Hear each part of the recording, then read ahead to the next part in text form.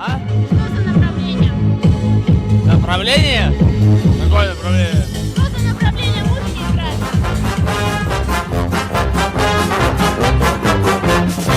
Well, there's a big Fuck that bloke. I can't even deal with him tonight. Cats went down 13 points. This is post-game live. Thank you all for jumping in. I'm sure getting really angry for a split second there in the chat before I killed this one off. Shadou's actually asking, why did I cut it off? Ben, we might have to hit play again. This is post-game live. The Cats went down by 13 points to the Giants in a bit of an avalanche. I'm not going to call it a tsunami. Fuck them. A bit of an avalanche there at the end. I don't know. Are we going to call it this season? Jezza busted his collarbone. Are we calling it? I don't know. Be keen to hear from all of you over the course of the night to discuss this particular matchup. But we're not going to throw the baby out with the bathwater. We're not going to give opposition fans who have been longing for a moment like this to see the wheels just wobble a bit, I don't know, fall off, for us to maybe miss the finals. It's a good thing there's a wild card. We'll win it from 10th. But they're looking for it. They're sniffing around for it. Don't give it to them, everyone. Let's get our first person on board for the night, which is Benjamin Reeve. How's things, mate? Sack the coach, burn the club down. Was that what the answer you're looking for, Paul? No? Yeah, something like that. Something like that. So we're not going to do that tonight, everyone. Geez, I feel like it, though. I tell you what. I'm salty. There's no getting past that, Paul. I'm very salty tonight. It's, 8 o'clock, just gone 8 o'clock, and 39 points disappeared very, very quickly. Unfortunately, injuries can play a part. It certainly did. I mean, I'm looking at the live interchange bench thing on the AFL app. We had Jack Henry out for the final 83 minutes of the game, Tanner Bruin for the final 65 minutes of the game, Jezza for 30. So, they became, and also, and funnily enough, on that live interchange bench, and I know you're going to let rip at the bloke at some point. I have no doubt about it. Jack Martin was there for the final 4 minutes, but I'd argue he wasn't there all day. He couldn't pick the ball up. He could not pick the ball up. He was a fucking disaster, that bloke tonight. Brian Myers on one leg would have contributed infinitely more than what Jack Martin did tonight. I say that, and I think Grind had a pretty solid game in the seconds today. Kick 3, actually, if I recall right. Anyway, talk me through it. Far out, man. Oh yeah, and actually, and Shadou also mentions, what happened to Tanner. We don't actually know. We saw him walking around the boundary line at one point, just very, very slowly, off the back of being tackled. His head didn't appear to hit the ground in that particular tackle, but it could be ribs. It could be. I feel like it's something through the core that's specifically the issue there, but we don't know yet. So, Shadou, you're usually one to have been all over the Scotty press conference. So I presume nothing has popped up there, or someone else in the chat. If something was mentioned, let us know. Yeah, to me it looked like ribs, the way he was walking along the boundary line after he came off. He was very flat-footed and he's very not very a lot ginger. of sideways stuff, yeah. Very ginger. So it looks like we're going to miss him for a few weeks. Who knows how long for. Jezza sounds like he's done for the year. 4 to 8. 4 to 8 is the typical collarbone thing. So that's certainly the end of the home and away, or puts us right at the end of the home and away. Let's just get serious, Paul. Come on, it's time to probably put Jezza away for the year. I think. Look, can I just say something really, really positive about Jezza? The first half, hats off to him. He is a competitive beast, and he hated the way he performed last week, and he came out and took 10 marks in the first half. Absolutely incredible first half from Jezza. Yeah, no, I was really happy with what he put on. And credit to the coaches, gave him a new role. It set the team up. We were basically credit winning. to the coaches, mate. I was the one saying this last week. Can you just credit to them for listening to me? I guess credit to Andrew Mackey for listening to the podcast and passing along a little note in the hallways to Chris Scott. And listen to this Paul James bloke. He knows what he's talking about. He knows things, Chris. Many times over, proven to be correct. Many times over.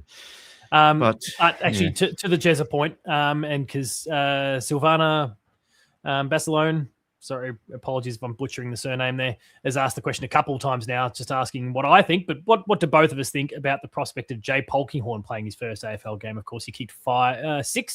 What was the final number in the end? Certainly, Mellor I kicked can't remember. 6, I think. Yeah, Yep. Mellor kicked 6. That's right. But still very good output from Jay today. Is this his opportunity in lieu of Jezza being out? It probably has to be because Jack Henry looks like he might even be missing some time as well, just him not being able to finish out the game. And he's been our swing man forward in the last few weeks. So if not now, then when? Do we know what that actually was for Jack Henry? I don't know. Just I remember he's gone down the race, and then I never actually kind of cottoned on to what it actually was. And my first thought was because that's all. It always seems to be a foot with Jack Henry. Yeah, I was going to say my it's probably head a foot. went straight to that. So Shadou's saying throat. It could be a foreskin. Possibly. We don't know. We don't know. We don't know, Paul. Anyway, that's an old one for people that are familiar with the show. If you know, you know. If you know, you know. And if you don't, someone's inevitably going to ask at some point, and I'll clarify the joke for the umpteenth time. Paul, I wrote down some more positives. Can I rattle off a couple more before? Because it is a bit of a. This is going to be a show that it's going to be lean towards the negative. I would have thought, and if not critical, possibly turkey slapped in the throat. Turkey. We might get a bit set. Foreskin to the throat. Yeah, exactly. That's probably what happened. Cold and wet foreskin. So yeah, Shawnee Manor. Look, couldn't have asked much for more Shawnee, could we? In the wet conditions. No, and gave us a sniff at the very end there as well. 33 and 4. He's starting to look a lot like Gary Ablett Senior at times with some of these numbers that he's putting up. So he literally kicked a goal with his pants down. He literally kicked a goal with his pants down. I don't think I've ever seen that before. I've seen a bloke run around the MCG with his pants off. He's about to become the coach of Carlton, seemingly. Possibly, but yeah, Boris Enright didn't kick a goal with his pants around his ankles, but Sean Manor has done that. And I reckon if they probably should sell those pants at the best and fairest, sell those shorts, and they go for a fair bit, I reckon, the ones that got dacked in. So it's a bit weird selling someone's pants, but anyway. I'm sure strange things have happened. Stranger things have happened. So, and look, last one for me, Ollie Dempsey's first quarter. The mark, you know, when he just parted the seas with that mark, unbelievable. Shoulders. I hope there's a good photo out there of it. That was absolutely great. He just sort of stood there and was like, it was a bit like a Leo Barry sort of moment. He just sort of, yep, I took that, yep, and I thought his teammates could have got around him a little bit more. This is what pain feels like, Brendan. Yeah. I'd imagine what Jez is feeling is what pain's really like at the moment. Well, Jez, my pain of losing 5 in a row to GWS is more than you and your little shoulder. So 5 in a row, Paul. 5 in a row to GWS. Look, mate. It wasn't shaping up that way. Things were looking real good until I think they put a lot. They put a lot into getting the lead that they had, and then when the injury started to come. And the tank was running a bit low, and Shadou also cites, danger. I didn't think Hammy. I was looking more at it like a knee, especially the fact that we threw him into the midfield for the last couple of goes there makes me think they're not going to, risk him ripping that bad boy off the bone. I feel like it was more of a structural thing as opposed to a muscular thing. Don't know. Obviously, knees are no good either, but I don't think. I don't. Yeah, don't say that's worse. I don't think like ACL, PCL, MC but just he's taken a knock. He was proppy on it, but danger being danger, he just push on through. He had look, he tried to the very end, and we couldn't really take him off. But look, mate, I think I have a little bit of responsibility for how tonight played out. As we do on a Saturday night in our family, we order takeaway. What have we done now? Well, we're ordering takeaway, and it's getting to that time of the evening, Paul. It's getting to that, around about 6:30. The Cats are up by 39 points. I'm like, I reckon I'm just sure the takeaway is probably. It's raining. I might have to go up the road and get it instead of getting the delivery tonight, and that's okay because I think the game's in the bag. And I said it out loud. I said it out loud, Paul. And I think moments later, I thought I probably shouldn't have said that. I probably shouldn't have. And then, sure enough, a couple of kicking this prick off. No, he's out. That's it. I can't hear that shit anymore. Yeah. So sorry, everyone. Sorry. I did sort of those late goals in the third, and then it just I could tell even when we were like 4 goals down. I'm like, this one's done. And not only is it done, we're going to lose it by like 13 points or whatever it was in the end. So if you believe in that stuff, then by all means come at me. But no, unfortunately, we just it's not our year, I don't think, Paul. I think a couple of close losses, a couple of inexplicable losses at various points throughout the year. The Freo one, which could have been a win, but they could say, well, they should have beaten us in round one as well. What can you say? No, I think you're right. It's rapidly becoming one of those seasons where Shadu saying Bruin neck injury. Oh, geez, I hope not.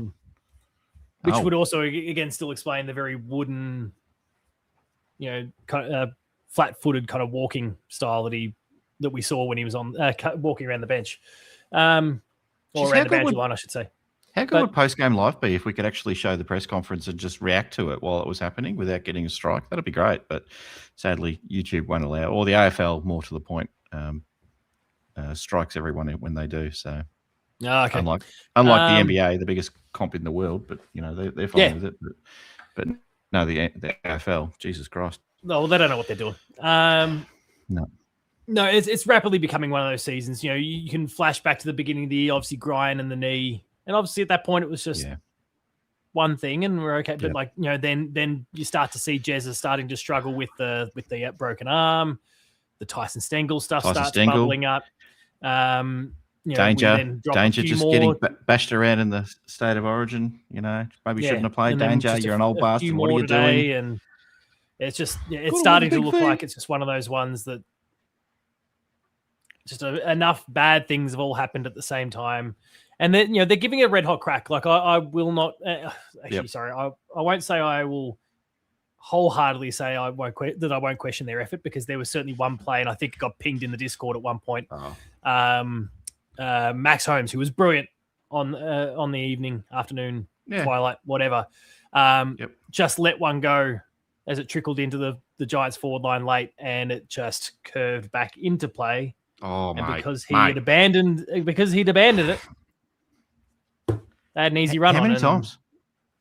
How many times did the ball curve back into play tonight? How many times did the ball bounce the right way? How many times did the ball bounce over two Geelong defenders? How many times did the umpire not blow the whistle when the siren went? And just let's just give him it'd be good for the game if we let him have a shot after the siren. Fuck. Yeah, look, it was one of those ones that really, I think, kind of represented probably this last month and a half when it comes to a bit of luck and form and those sorts of things. So at this point, especially when you throw Jez's injury in there, I do sit back and go, okay, it's just about tanking at this point, trying to get a good draft pick. No. Seeing what we can make of it. There's going to be opportunities for some younger blokes off the back of some of the injuries that are coming in. Obviously, Jay Polkinghorne is the one that has been discussed. And I don't really see why not, especially if you factor Jack Henry into that conversation as well. Mitch Edwards will come back, and that's just more opportunity for him to continue to develop the craft. Maybe we see George Stevens come back, maybe Mitch Nevitt, who I didn't think was that close to getting a game, but apparently he was. And I don't think he was poor today. There was started really poor. He came out the box poorly, but he kind of got into the game. Yeah, fair enough. Leading tackler at one point on the ground. Yeah, and I think he's pretty strong in the contest for the most part. But it might just be one of that opportunity for a few of these younger blokes, less experienced blokes, to get an opportunity, and we maybe consider our action. Obviously, Jez is pretty self-explanatory, but now does the club sit? But I don't know. Geelong being Geelong, I don't think they're going to put a line through themselves ever. No, but it's one of the things stubborn. I think that we've always loved and appreciated about that fact, and it's why we've remained constantly relevant. It's why we've won, maybe popped up and won 2022 when we perhaps had every right to go, okay, maybe it's time to reassess and recalibrate and go in a different direction. But we stuck with a few people, and it worked out. So I think there'll be some opportunity though. Do we really want to do? I was going to bring this up, Brendan. You watch. We'll be celebrating the debuts of probably a couple of players this week. I imagine it's probably a good time, a home game against the Saints. Why not? Polkinghorne, absolutely. But you wait. We'll start losing. Not only will we lose against the Saints, geez, I'm doom and gloom. Not only will we lose against the Saints, but the VFL team will probably go on a bit of a losing streak as well, because we've taken all the good siphoning all the players out. talent out. Exactly, but no, look, it's what the team's there for. At the end of the day, it's not about winning grand finals in the VFL as much as it's a bit of a bonus. It's nice if you can win a VFL premiership, but it's not it's not a standalone team in the VFL like it used to be. So it's great to win it, but I'm really sort of keeping an eye on how those players are developing, and they're all looking great. Not especially anyone really. The old boys are looking good, and the young boys looking good. Jake from the Chaps was sort of messaging me today saying he thinks Brad Close might be cooked. Sorry, Jake, if you didn't want me saying that, but he reckons he might be done. Yeah, he's stealing his content. He's up. I know. But I mean, look, I don't think Brad didn't particularly inspire me today, but then when you see the likes of Jesse Mellor just flying along in the VFL, you go, yeah, he could have had 7 or 8. He missed a couple of easy ones. Yeah, he kicked 6-1, and I think there was another one out on the full, or that just didn't make it, or whatever it was. Post, so from dead in front. Yep. Stanley's done. Between Jesse's 7 shots and Jay Polkinghorn's 8, it was pretty good looking day for the young blokes. So, Brian will be back, no doubt about it. So, no, he's pissed off. I don't necessarily mean this year. And I think that he's suffering this hesitancy when it comes to his knee. There were a few contests that he really he bodylined. He actually stuck 10 tackles today, by the way. So I think that there was a willingness to go, no, I'm ready. I'm committing. Here we go. And look, the opportunity might just open up for him with the seas might part, Ollie Dempsey style. And he might find himself back in there just through circumstance at the moment. But maybe. I think he tried to make a statement today. I think he made a pretty good statement. 24, 3 goals, 10 tackles. It was good. Mark O'Connor will come back, as Silvana mentions, which I don't know. I don't know about that. But for the defensive end, maybe it's time to get Jed Buse back out there. One big stat that I know. I just think no Jez and no Geelong at this point, because I think it just does too much damage structurally. It's not because he's that incredible. I mean, he is. But I just think it does too much structural damage. You could already see how much attention that Shannon Neal was getting on. I would argue the bloke that's even better than Harris Andrews in Sam Taylor. Sam Taylor gave him a bit of a bath today, and not that the disposal to him was great, especially in that first quarter and a half. We were just kind of dumping the ball in there. It was working out for the most part, but that's because we locked the ball in. We didn't really set Shannon Neal up for success early on in the piece. No, we didn't. But extrapolate now with Jeremy Cameron out, and Shannon Neal's going to cop a lot of heat and a lot of attention, and that's going to have an impact. So it happens. It's time to stand up, and maybe we'll have to get some. Jacob Mollier comes in after kicking Jacob goal. Mollier. There you go. There's another debut for you. But mate, 23% disposal, 23% of possession in the fourth quarter to their 50%. That is a smacking. That is an absolute smacking. And Geelong doesn't win when we let our opposition get more than 40% disposal. Agreed, big fella. Never still trade, but who wants him though? Who's going to get? He won't get. No one will want him. No one. He's had enough chances. No, he's had enough chances. He's an AFL level player, just not at our club, not at a top 8 team. He's not. I strongly disagree. I've seen enough of him. He's had chance after chance. This was the year, Paul. If you're ever going to.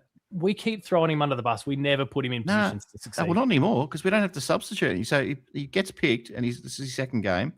And he's had 2 chances this year. He's had chances in the years gone by. I don't know. And again, to be clear, I don't think it's with us, but I do think he would absolutely get a walk-up game at.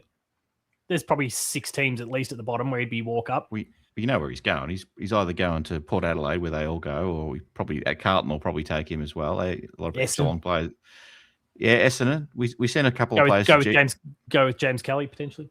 James Kelly to Essendon. That's an option. Who knows? James Hurd's probably got it, but whatever. But no, look. I don't know, Paul. It's fair to say we're not top 4. We don't deserve to be top 4. No, there's too much. No. Yes, I think you're right in terms of the football. We don't really deserve it, and there's just too much conspiring against us at the moment to make that a possibility. But Ben, I flagged that you were going to dunk on Jack Martin before, and you haven't really done it yet. So all right. Well, let me. Now, Jack Martin. I'll be careful with my wording here because I don't want to get sued. But I tell you what, I questioned a play. We I need think to it was full the- screen you here. No, you don't. No, you don't have to do anything. Jack Martin, there is when we've got the ball, you generally want to be heading in the direction of where our goal is and not be fumbling the ball 30 metres multiple times. When I say multiple times, I don't mean once or twice or 3 times. About 4 times you fumbled the ball, 30 metres, 40 metres, let's say 50 metres in the opposite direction. And you basically did donuts for the rest of the day after that as well. So I don't know what you're doing, Jack. I think I'm proud of you for putting in a really good performance in 2025. You made a grand final after battling away at a couple of shitty clubs for most of your career, and you pulled it together and you made the grand final for the Catters. But a bit like your good mate Colin Jasny, it is time for bed. It is time for bed, Jack Martin. You need to disappear off into the sunset, never to be seen again. Play the kids' ball. I've had enough. I have had enough of some of the rubbish that we're seeing out there at the moment. I am done. I am absolutely done. Yeah, I can't defend Jack Martin at all in this one. And like you mentioned, plays after that, I felt like it was from moment one he could not control the ball. No, it got dewy in the end, or I don't know if it rained, but it was definitely. Yeah, but he was rubbish in the first quarter in that respect as well. Like he just, I don't know. And this obviously, we've been talking about, maybe it's worth it for that 15, 20 minutes. No. But it's not worth it for the 15, 20 minutes. So we've already got Jezza that does that for 15, 20 minutes and a bunch of other guys. He's got a broken arm. We'll give him a pass. Exactly. And he's an absolute legend of the AFL. Conversation of the ruck is popping up a bit now. We've got Bless pop up here talking about Rowan Marshall. Silvano again talking about Rowan Marshall wanting to go. Yep. I heard the Rowan Marshall name come up the other day that other clubs are now starting to get tied to him. Yeah, heard that. And too. whether that's because Geelong is sitting back going, we've got our ruckman now. Like we just need to let Mitch Nevitt cook. Sorry, not Mitch Nevitt. Mitch Edwards cook. It could be that. It could be as simple as that. Well, we've got Mitch Nevitt in the ruck now.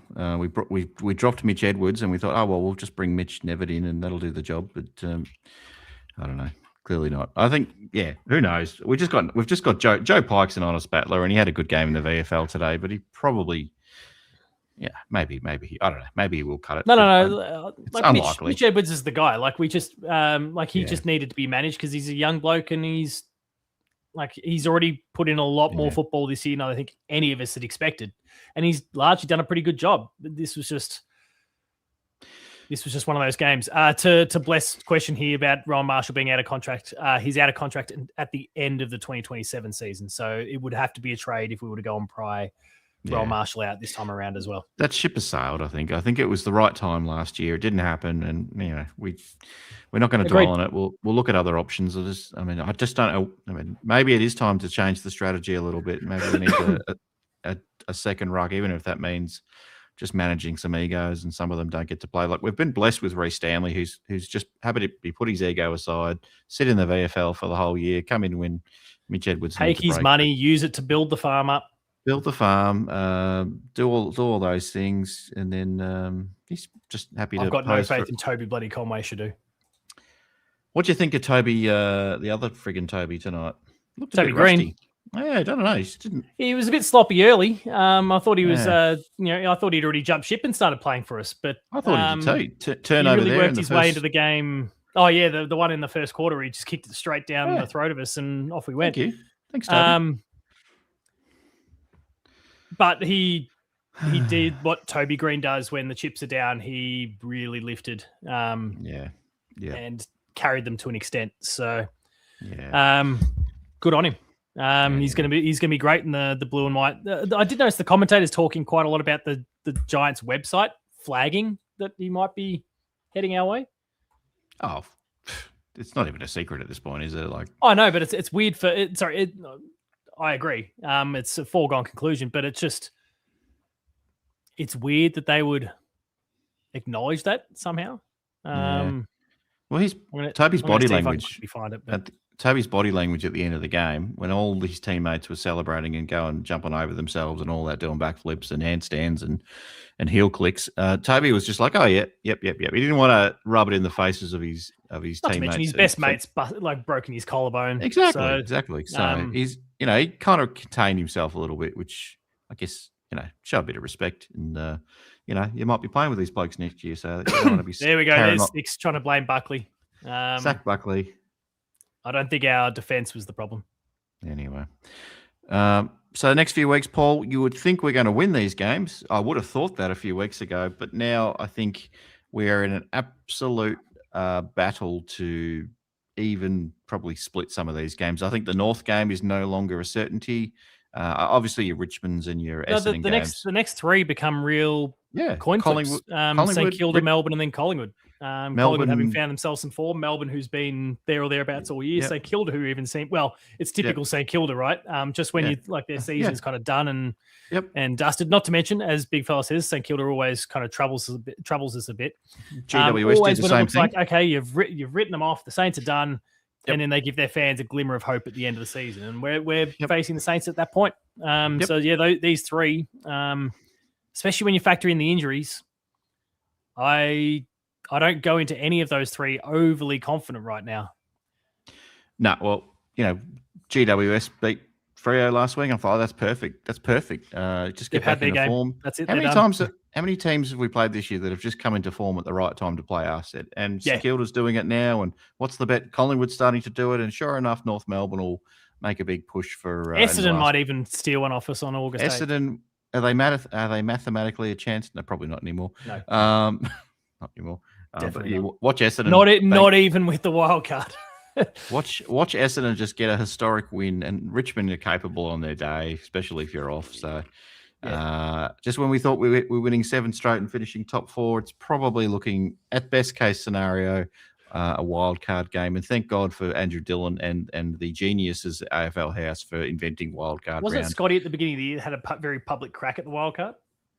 Yeah, probably. But I'm sure Scotty will be like, "Fuck this wild card around. Let's just play some kids, and we'll give them a taste of finals, and then we'll see what possibly not the next year looks like." But I feel like, well, probably the last comment, and maybe Ethan, if he wants to, can sort of carry this one forward. But at what point does Chris say, "Do I want to go through another transition with this football club?" I mean, 15-6. I'm not saying sack the guy because he's the best coach we've ever had. He hasn't gone through a single transition with this football club yet. Well, he kind of did it on the run, but now I think this has come to a point where he's really going to have to do it, just because of the way some of these the players are aging up and stuff, and some of the players are dropping off really quickly.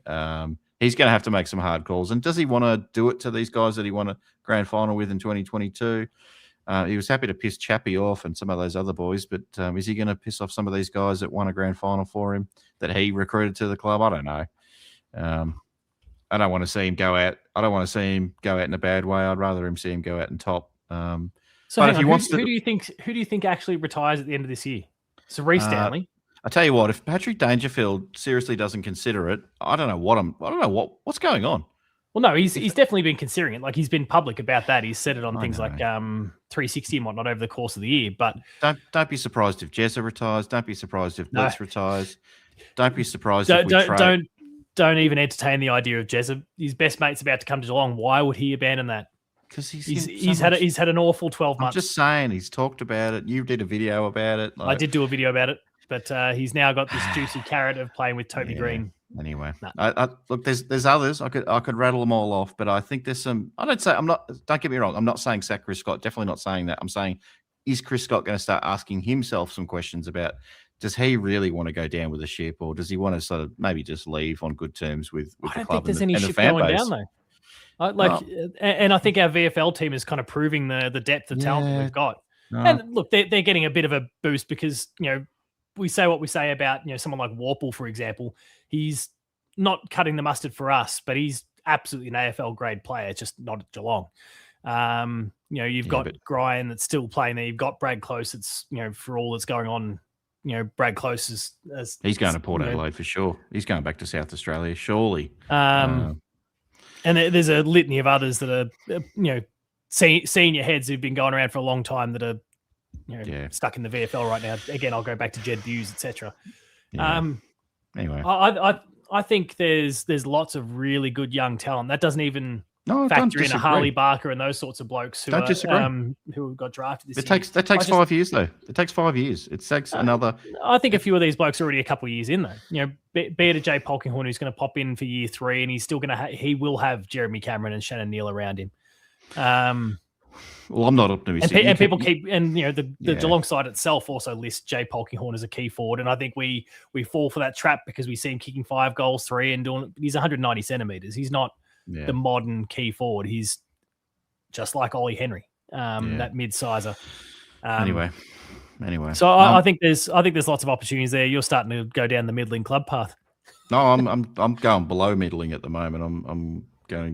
I'm not bottom 4ing it, but I'm at that just above a bottom 4 sort of the next few years, I reckon. Maybe not next year, but I reckon the year after that. I reckon that's unless we can somehow find a way to bring some players in, and I think we almost got to force a couple of players to move on.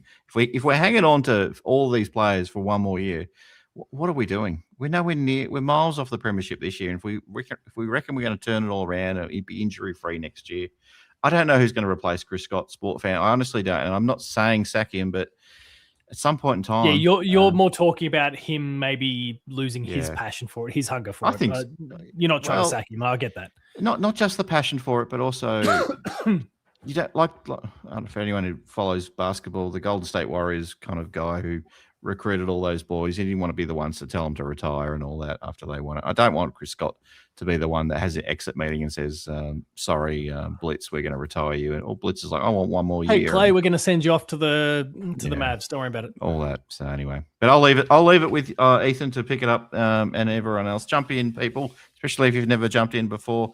Now's your chance. If any of the 13 GWS members want to jump in too, by all means, I'm sure Paul will fit you in at some point. So, but have a good night, Paul. I'm sure it'll be a fun one. And get some. Look, we're starting post game live at 8 p.m. So the fact that I can get to bed at a fairly normal time tonight, that's a win. I'll take it.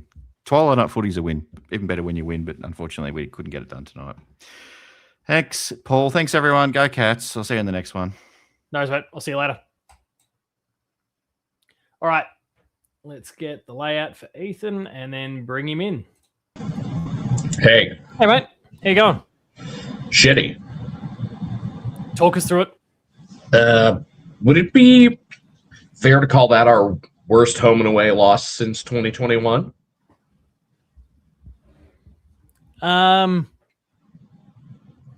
Depends what lens you're coming at it through, I think. I mean, we've had other games, where we've just gotten our pants pulled down, but I would put this right up there, every bit as bad as Easter Monday. That was awful. From one perspective, it's funny walking myself through this game. I'm thinking at one point, especially by the time Mana gets the goal when he's getting his pants pulled down.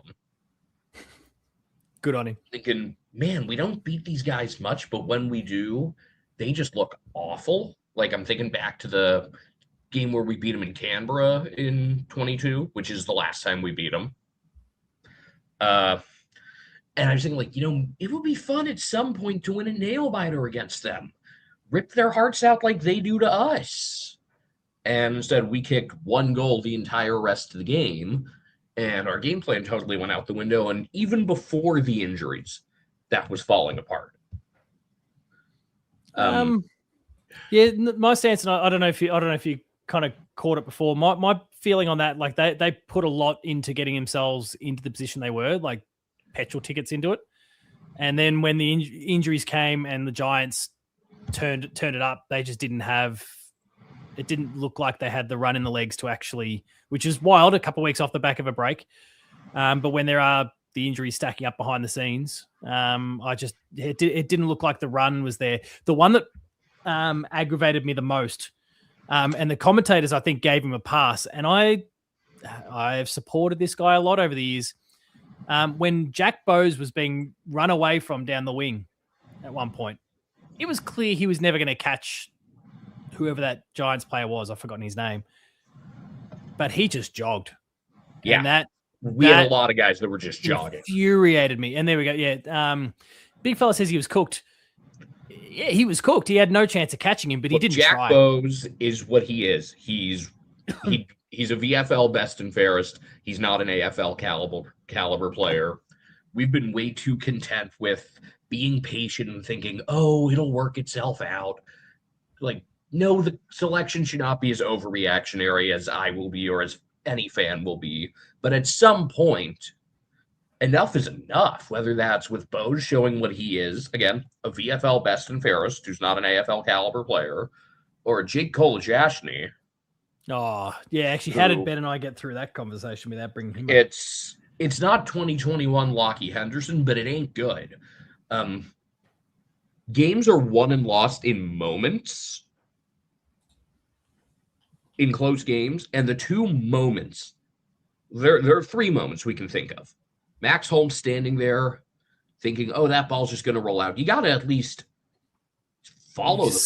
See it out. Yep. Yeah. You got to at least stick with it. Even if you're not planning on picking it up, you got to stay on it. And that was really surprising from Holmes, of all people, to have that sort of lapse. There was the one where Kolajashny spoils Cadman and then does nothing to get the crumb and lets Cadman blow by him. That leads to a goal. And there was one clearance where, after Mullen had kicked Finn Callahan's ass most of the day, totally held him out of it, and Callahan kills us. He's a hell of a player. I would sacrifice a lot to have a player like him on our team, someone who's able to stretch the field like that through the corridor, that's so clean with it. Bailey Smith lined up on him, and cool, Bailey Smith got 32 touches. He didn't do anything to stop Callahan. Yeah, I don't think, like, I've been pretty happy with Baz and his defensive efforts this year, but I felt like he was pretty lacking in that respect tonight. He had 3 tackles. Yeah, so I mean it's not abysmal, but you know, beyond the tackle numbers, I just don't feel like he was getting in the face of opponents. There wasn't. No, he was not. It wasn't either. It was he either got you or he was nowhere near you. I said he was due for a game more like he had played in May when he was carrying us. I said 32 disposals and 70% efficiency. He was just below 60% efficiency, which doesn't cut it. You know what else doesn't cut it? If out of 32 disposals, 3 of them are score involvements and 2 of them are intercepts. That's just volume. That's noise. That doesn't do anything. Yep. You know, it's like the to borrow the baseball comparison. You know, I don't care how hard you throw a ball for. What are all those touches doing if you're not actually producing anything with them? And yeah, the one where Callahan just blew by him, just like, you're an A grader. Is it the one where Callahan kicked the goal, you mean? Yes. The one where, yep. Like, you're an A grader, Bailey Smith. You got to line up with the other A graders and do the same thing, though. Yeah. Because he didn't do that. And you combine that with some of the turnovers, and we totally let our game plan fall apart, where in the first half, we had a couple of spares back, and we let them not get on those runs through the middle. And then all of a sudden, off of every turnover, off of every 50-50 ball, you know, they were going to get a couple at some point off of some weird bounces, but it was every sequence in the fourth quarter. We never had the man back. No, we didn't lose because of Baz, but we need him to respond to Shadou's comment. But we need him to be, you know, not just. No, but I think good. it was emblematic. I think it was emblematic of some of the problems that were going on today. It wasn't. He gets the ball like an A grader, but he's got to match up defensively, and we got run over in the midfield, and we got run over in the ruck by Kieran Briggs, who's objectively been, by most measures, the worst ruck in the AFL this year. I mean, he's been horrendous. He's been exploring his options, and I think the Giants have been happy for him to explore his options because he's been stinking it up for him, and all of a sudden we made him look very, very good. Which we have a penchant for doing. But I know we have a 5-day break, and maybe that affected some things, but I would have had Mitch Edwards in there for this one for sure. I thought that would have been a great game for him to take advantage and play in some confidence. And even if it's a weird physical matchup between how strong Briggs is, even if he's one of the shorter rucks and all, I thought it would have been a great opportunity. I don't think hitouts to disadvantage is a stat anyone tracks, but most weeks Briggs has a bunch of them where he'll just knock it like right to the opposing team's best midfielder and they'll go off in stride. Yeah. Like last week against Frio, even he had a couple that he just like gifted to Sarong and Brayshaw. Like, here you go get the clearance, go. And I thought we blew that at selection. And again, just being too comfortable with mediocrity or below mediocrity, like in the case of Kolajashny, who, to his credit, started off holding Jake Stringer in check. But you can't look at the overall body of work and the way he devolved as this game went on and tell me that that's someone who should be getting senior level games at all. Yeah. No, I'd agree. And I hate to say that. I'm sure he's a great guy. I'm sure he's a great teammate. But he can't play at this level. Maybe you can play him against an Essendon. You can't play him against any team that's even remotely competent. I mean, I think the problem is casting our eye forward is with Jack Henry going down. Get Buse in there. Put O'Connor in the defensive role. Yeah, and O'Connor, for the record, sucked last week. As I said, he was our next worst to Kolajashny. And then, to wrap up the Briggs thing, maybe there is a need for Rowan Marshall. I don't know. As much as I like Edwards, maybe having that established veteran is what we need more of. And then Jack Martin, who was horrible in opening round and then was mostly good, had like one or two other down games, but has put together a good body of work this year, was beyond bad. There was one drop mark in the fourth quarter right in front that was a surefire goal. I mean, how many chances did we piss away? Especially in the first half. Like, that's the thing. I know we were up that 39 39-point lead could have been 60. Exactly. Had we just taken some of the opportunities. Exactly. Probably more, to be honest. That's what's so aggravating. At one point in that first quarter, we'd had 21 entries for 5 scoring shots. We're going at about 25%. And meanwhile, at that point, it was 9 inside 50s for the Giants and 4. So that resulted in scores. So it was, and that kind of continued. And when we had that opportunity early on, we just didn't take it. And let me add to that. It wasn't like it was their defense doing a ton of great things, other than when we just kicked it right down Sam Taylor's throat. Yeah, when we dumped the ball in, Sam Taylor dined out. And I don't get why before he got hurt, Jack Henry's role wasn't just take Sam Taylor out of the equation. Do exactly what he's done to Harris Andrews. Exactly. Or if you had played Edwards, we could have let Blitzstops do some of that. I think maybe now some of the injuries, Blitzstops goes into more of a defensive role. I don't know. That's still something that we should be able to be grateful for, is being able to move Blitzstops around.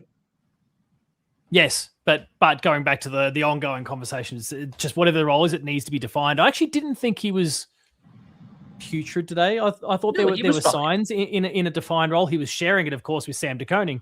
But I thought it was a pretty defined role, and he did some pretty good things, and he bodylined pretty well at points. But I feel like also that's the best that we're possibly going to get of Mark Blitzars these days. Yeah. Let's talk positives, because there were some, and I hate that they get lost. Two obviously, in particular. Sean Manna and he was the only one who lifted and had an I'm him moment in the fourth quarter. Someone needs to do that, whether that's take the huge intercept. I will say Tom Stewart looked pretty good down the stretch as well. Tom Stewart played a good game, really held it down in the first half defensively, but they learned, hey, maybe we shouldn't kick it right to him. And I don't think go around. Yeah. The And same then- lesson we should have learned about Sam Taylor much earlier than we did. Should have known that from like 3 years ago. Yeah. From pre-match analysis. Yeah. Ollie Dempsey, not just the first quarter, a couple of the big hangers he took and stuff. He was awesome. Yep. He's a guy that I always trust in a winning spot. Someone who I trust to make plays in big moments. And yeah, him and Mana are the only ones that really stepped up in moments for us. And I guess you could count Stewart in there as well. Stewart was just kind of No, he stabilizing kept bobbing fine. up and bringing the ball down. I thought Yeah. Sully did a pretty good job too, obviously, on Cadman, who's absolutely fantastic. Yeah. Kept him quiet, which is good. I will say, hopefully Gothard's all right for them. Yeah, I know he popped his shoulder out. Yep. He and Sully played together juniors. Yeah, I they're don't know if best you remember mates. the whole Yeah, draft night thing. Yep. But it was annoying to see Gothard break one of Sully's tackles. Otherwise, Sully, good job. Ollie Wiltshire, I thought actually had a really good first half, and then we just didn't get the ball to him enough as the game went on. I would have liked to see maybe try to involve him more in the middle or something. And then I thought Mitch Nevitt, I know there was some negative talk between you and Ben about him. I thought he was all right. I thought he was solid enough, but he was perfectly prompt. My biggest concern is I just don't think as a club we've given him the opportunity. When he gets his opportunity at the top level, he's put in little weird sockets and not just given the opportunity to run around and sort of really prove himself. And so I think it's at the point now where he will be, as I think it was Big Fella maybe earlier, put the message in there saying he's trade bait, send him elsewhere. Like, I can't argue with that. Because for the sake of his development, it's a little bit like how, Patrick Retchko is better off at Richmond. He wouldn't be getting games with us. Yeah, agreed. It is. You're absolutely right. It's probably one of those sorts of scenarios for him now, especially when you look at the underbelly that's still coming through. That's got a few years on him, or up their sleeve, I should say, that are absolutely thriving in the VFL for us. So it's kind of hard to contend with them. I also was a little surprised that from a standpoint that he was the one brought in and that we didn't maybe bring Jai Clark along for a more speed-based game, knowing what we were up against. Yeah. I don't know how much of a difference that would have made. That just seemed weird from an approach standpoint. I don't know. I didn't like our approach from the outset to selection this week. I haven't liked that for a while. I just think we've been on the same patient. page. Yeah. We've been too patient. And, it's one thing if in round 3 we're saying, all right, no need to overreact. Things will work out. It's round 18. Yep. At this point, we've got 6 to go. Yeah. And then again, I actually thought the way we started off game plan wise was great. And then it was like, why did we get away from, again, keeping the Bears back, especially with a lead? And why was there ever a moment where Mullen wasn't the one on Callahan? Because again, Mullen did a great job on him. Mullen was a positive tonight. I would have loved to see him get maybe one more clearance. How many did he have? Let me check. From Mullen, hang on. I was just looking at his name. Oh, 4 clearances. He with 4 clearances on the night. That's fine. 14 disposals, 4 clearances. I would love that 14 to turn into 18. But he did his job. It's like, why did we ever switch him off of there? Like, unless the plan would have been to put him on Oliver, which it wasn't. No, we didn't do that. No, it was just him and Bailey Smith going head to head for the most part. And Clayton Oliver, by the way, I agree. I would take my chances with him rather than with Callahan. Like, yes, because Clary's one to just dump the ball. Like they picked the right target in Callahan. Oh, absolutely. I totally agree on that. Like, I say that, and Oliver's had some great Cameron games tonight, that they've lost. Callahan, anytime Callahan has a great game, they win. Yeah. And Callahan did not have a great game, but he had big moments. Yes. Now, I do want to credit the Giants, who, even with their ownership of us, are still easily one of my favorite clubs past us. Like, them and Frio are both quite likable. I would, if you told me can't be us, those are the two that I have the warmest opinions towards. Probably throw the Dogs up towards that rank as well. Yep. But I will give them credit. Himmelberg really stepped up. He hasn't had a great year. He was huge in both 50s. Callum Brown had a monster fourth quarter. He deserves a ton of credit. He was outstanding.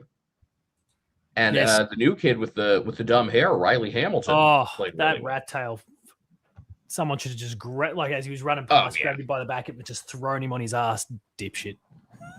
It looks ridiculous, but he did play well. He played very well. No, they turned it on after looking lost. Like, how many of their failures going forward until late in the third quarter when they got those back-to-back goals? It wasn't as much our doing. We did a good job locking them into the defensive half, but once they got out, they just had some bad misses. Like, they had a couple in a row from Gothard and O'Halloran and a couple others. I mean, they had kicked. They had their opportunities to go. Yeah, they kicked 8 behinds in a row, and then all of a sudden, back-to-back goals in the floodgates. And we didn't ice it in the meantime. Yeah, so some of the times it was more their ineptitude rather than anything special we did. Yeah, but I did think our pressure was really good for a lot of the game. And again, if that combination of the pressure plus sending those couple of spares back was working, and I don't get why, at least I get why you're not going to be able to go balls to the wall pressure for an entire game, especially when your bench gets reduced. But I don't get why we dropped off the other stuff. Like, why do we stop sending spares back? That's it. That was a huge failure. Between that and the selection this week, it was failure in execution. It was failure in approach. It was kind of a failure of everything. Big fella's just saying, why is no one talking about Bruin? We did when Ben was on before. It sounds like there's potentially a neck injury to some extent. Yeah. We don't know. Hope he's all right. We're waiting a fair bit. Shadu also says bleached rat tails are very popular with the Eshays right now. Surprised I didn't know that. No, I still live live and work in semi-rural Victoria. So the mullet is still alive and well, and hasn't devolved further to rat tails. That said, the blonde bleaching is starting to come back, so we're getting a lot of M&M knockoffs, early generation M&M knockoffs at the moment, and I give them an earful every time I see one. But I didn't think Bruin was doing anything of great note on the oval. No, but he's doing what he's done really well all year, which is he's just fought. You can tell he's throwing himself at it. He's desperate to win the ball and desperate to win the game. I've never been I've questioned his execution.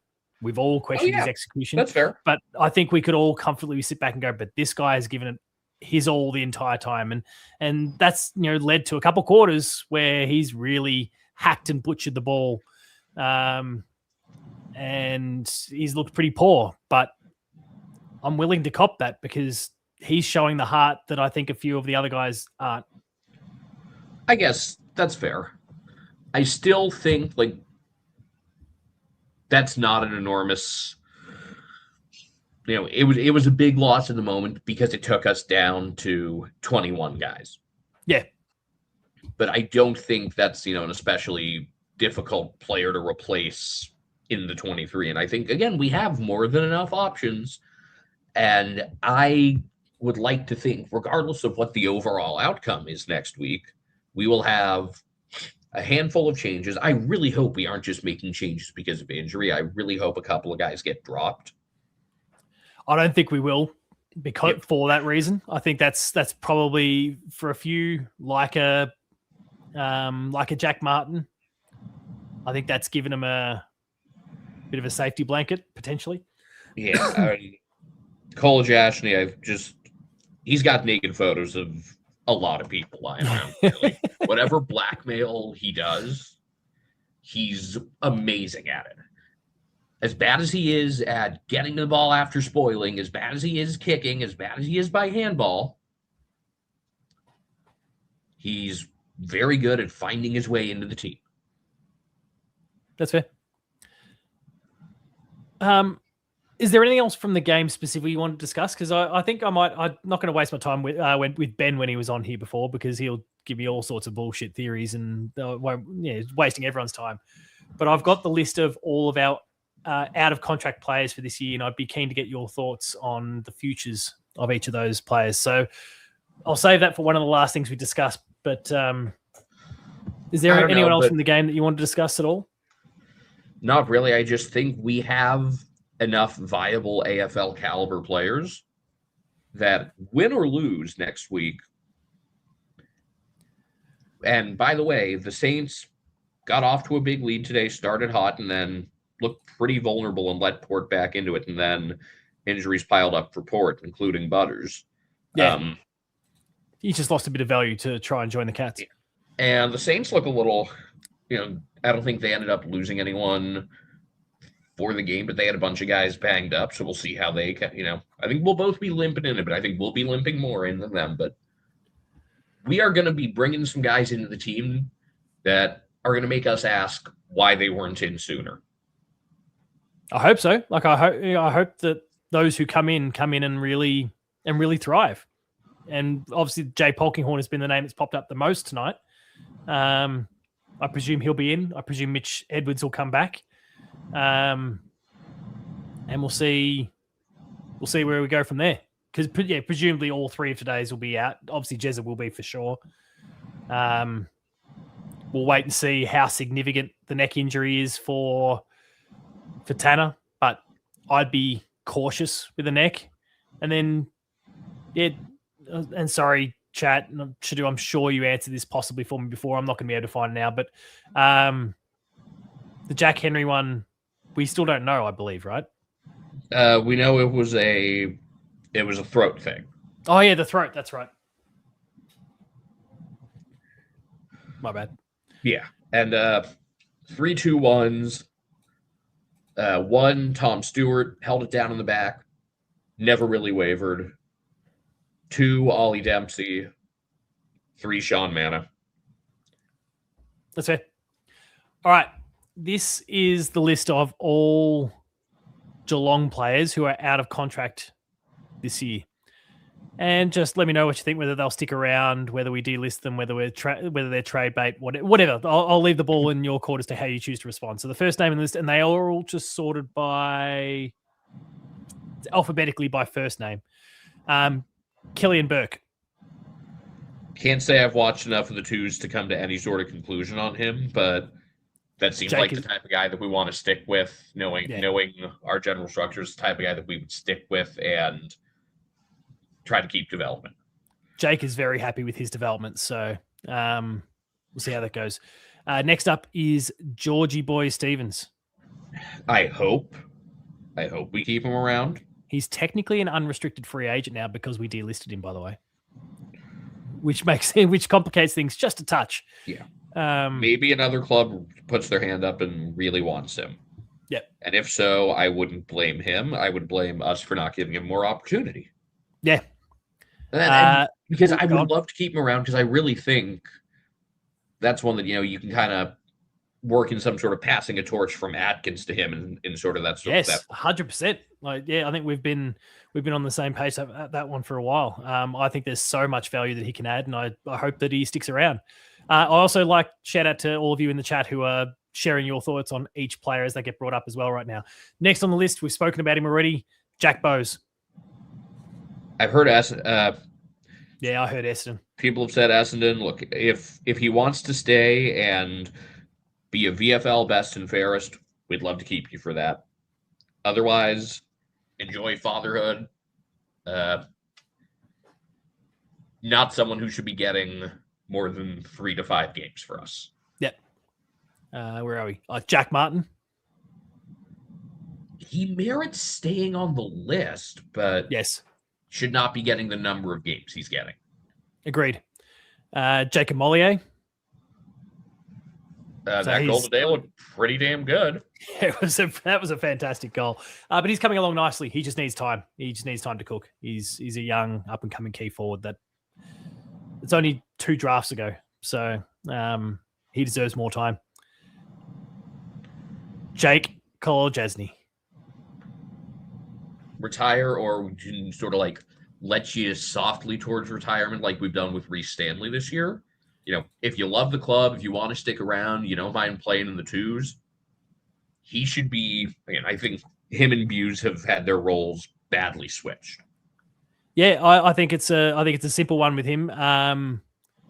He would be packing his bags and heading to Tassie right now if he could, but that's not an option for another 12 months. Give him one more year. Make sure he's very clear that you're only in the first if we absolutely need you. Otherwise, enjoy your time in the VFL, and then you can head off to 3 to Tassie from there 5 if you want. senior level games would be more than enough. Yeah. And that's a needs basis only. I think we're all on the same page for the next one. Jay Polkinghorn, keep him. Keep him, get him in there. A situation that's been infuriating me for the last 18 months. Jed Buse. I would like to keep him, but I get the feeling the club doesn't see him as worth it, considering the way he's been handled. Yeah. I'm the same. I think he will end up someplace else. This next one will, a bit like George Stevens, there could be some point of discussion around this one. Jai Clark. Clack. I don't know what other clubs would really see a lot with him. I wouldn't mind keeping him. My view on him has totally improved this year from the few games he had. And I don't know what he wants. I have been really happy with Clack. I don't know, he obviously that concussion and being out for a prolonged period really didn't help him, but he came back to the VFL and dominated there. The thing that really, we'd all been kind of cooling on him significantly throughout last season, and then late in the year, and especially in the finals, he started showing exactly what I was hoping he'd become. And I still stand by the fact that the one thing he needs right now is just he's not going to get taller, but just to build the frame a bit more. I think he just needs to get a bit stronger because he plays the way we want him to play. He puts his head down over the ball. He's physical, but he's just still a bit too easily knocked off due to size. I think that's worth persisting with. If he was a second rounder instead of a first rounder, if he wasn't given some really, really sky high comparisons when he was first drafted. Yeah, the Joel Selwood stuff, yeah. Yeah. I think as he's kind of been able to reset the expectations, the perception of him has improved a lot, and with good reason. Yeah. Shadu says Clack's improving but not living up to the hype. Really, it's hard to break in. It's a hard team to break into, but he had a fair chance? And I think the answer is no, he hasn't had a fair chance. Yeah, and that's a tough thing from a development standpoint. It's a really fine line to walk, and that's a thing in any sport, where sometimes you see emerging young players that just don't have a spot really. Yeah, it's opportunity cost, and it kind of can hinder their development. Yeah. That's why, if you're where Essendon are, it's like let the kids play. Yeah. There's no reason Elijah Sada shouldn't be out there every week for them. Absolutely. Yeah, it doesn't make a lick of sense. Next one is Joe Pike. I think we stick with him. What we do with ruck stuff. I think we got to keep as many ruck options open as possible, even if Edwards is going to be the guy going ahead. Can never have too many, especially with how physically taxing the position is. Agreed. And especially given that Toby Conway is just, who knows?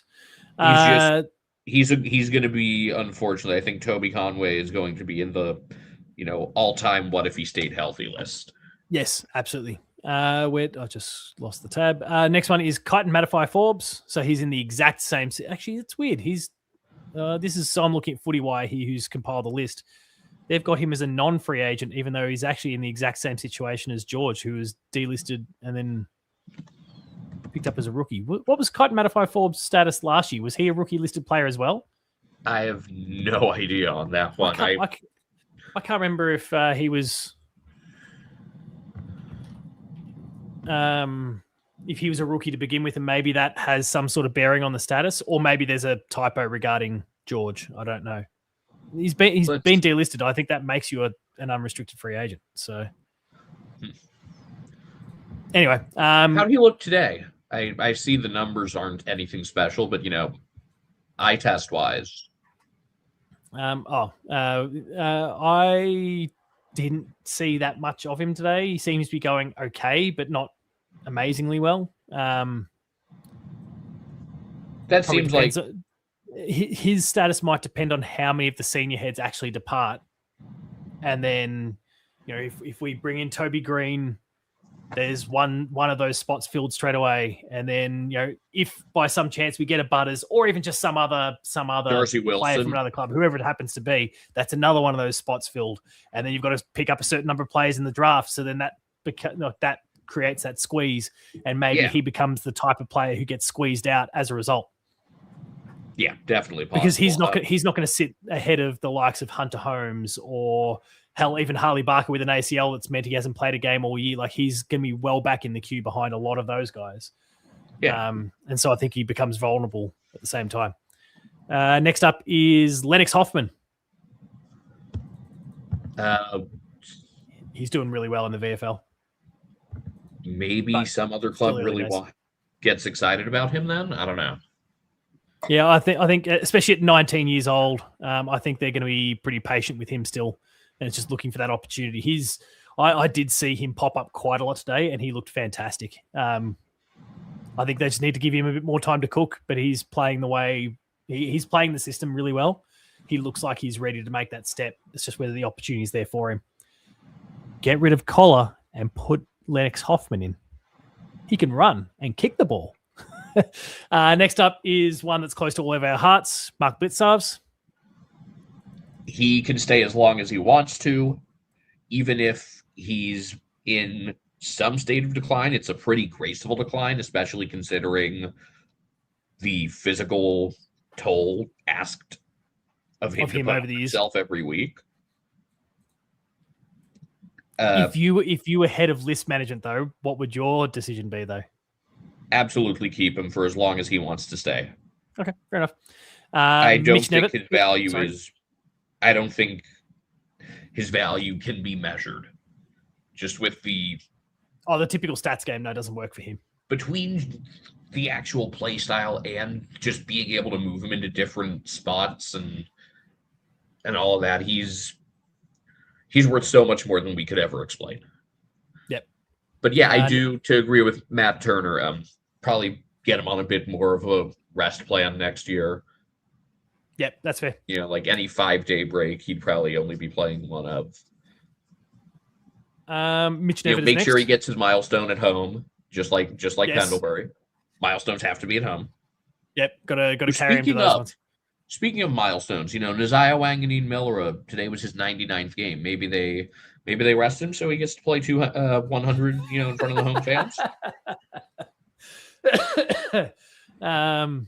Do we have any milestones due for next week? I think they had said. I think. Are we coming up on one for? Well, today was Sam DeConing 100, right? Nah, Sam DeConing 100 was last week along with Ollie Henry. Right. I don't know. We've got something coming. Who, by the way, actually, Ollie Henry's a name that hasn't come up. I thought he was pretty solid today, but he was done dirty by teammates. We were talking about the ball being bombed in. He had so much space on so many opportunities and was absolutely ignored. And he's so good in front of the sticks. Some of those opportunities resulted in goals. He had a couple of really 16 high disposals. effort plays. He had one tackle to set up Mana's goal in the first quarter. That was like, those are the effort plays that he wasn't making in past years, and I was satisfied with that. And Nomad Hunter says Mitch Nevitt is the next Charlie Constable, who, funnily enough, I think is working for the Giants. I'm sure I saw him on the bench as a runner or something today. We didn't start on. Did we start on Mitch Nevitt? I don't think we did. But cut him or trade him or whatever, like not on the list. Yeah, can't fault him at this point. It's just, like I said, it's where we are and where he is are not conducive to each other. Nick Driscoll is just listed as unknown, which I believe is the only person on the entire list who has that. I'm going to double check Footy Wire hasn't, I don't know what's going on with this particular one, but unknown. Oh my God, I can't type. Oh no, there's about 25 people on the list across the entire AFL that have that next to their status. But anyway, when did we draft him? That's a weird one. Unknown. Do your research, guys. Nick Driscoll though is 19, so he's in that same bracket. Year 2, I believe now. No, this is year 1. He turned 19 this year. So he's still very early doors. I don't think we need to rush on him one way or the other. Yeah, I don't know if maybe the club, he's not one that I've a name I've heard floated around as much. So maybe the club is less high on him. But again, it's so early; it would be tough to do anything there. Secomkin says Mitch Nevitt must stay, which is one of the more bullish opinions in favour of Mitch that I've heard. And then that leaves our last two here. Paddy Dangerfield.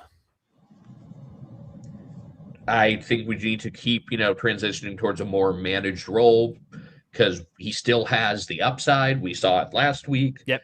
He had a couple moments today that were good, but he would need to come in.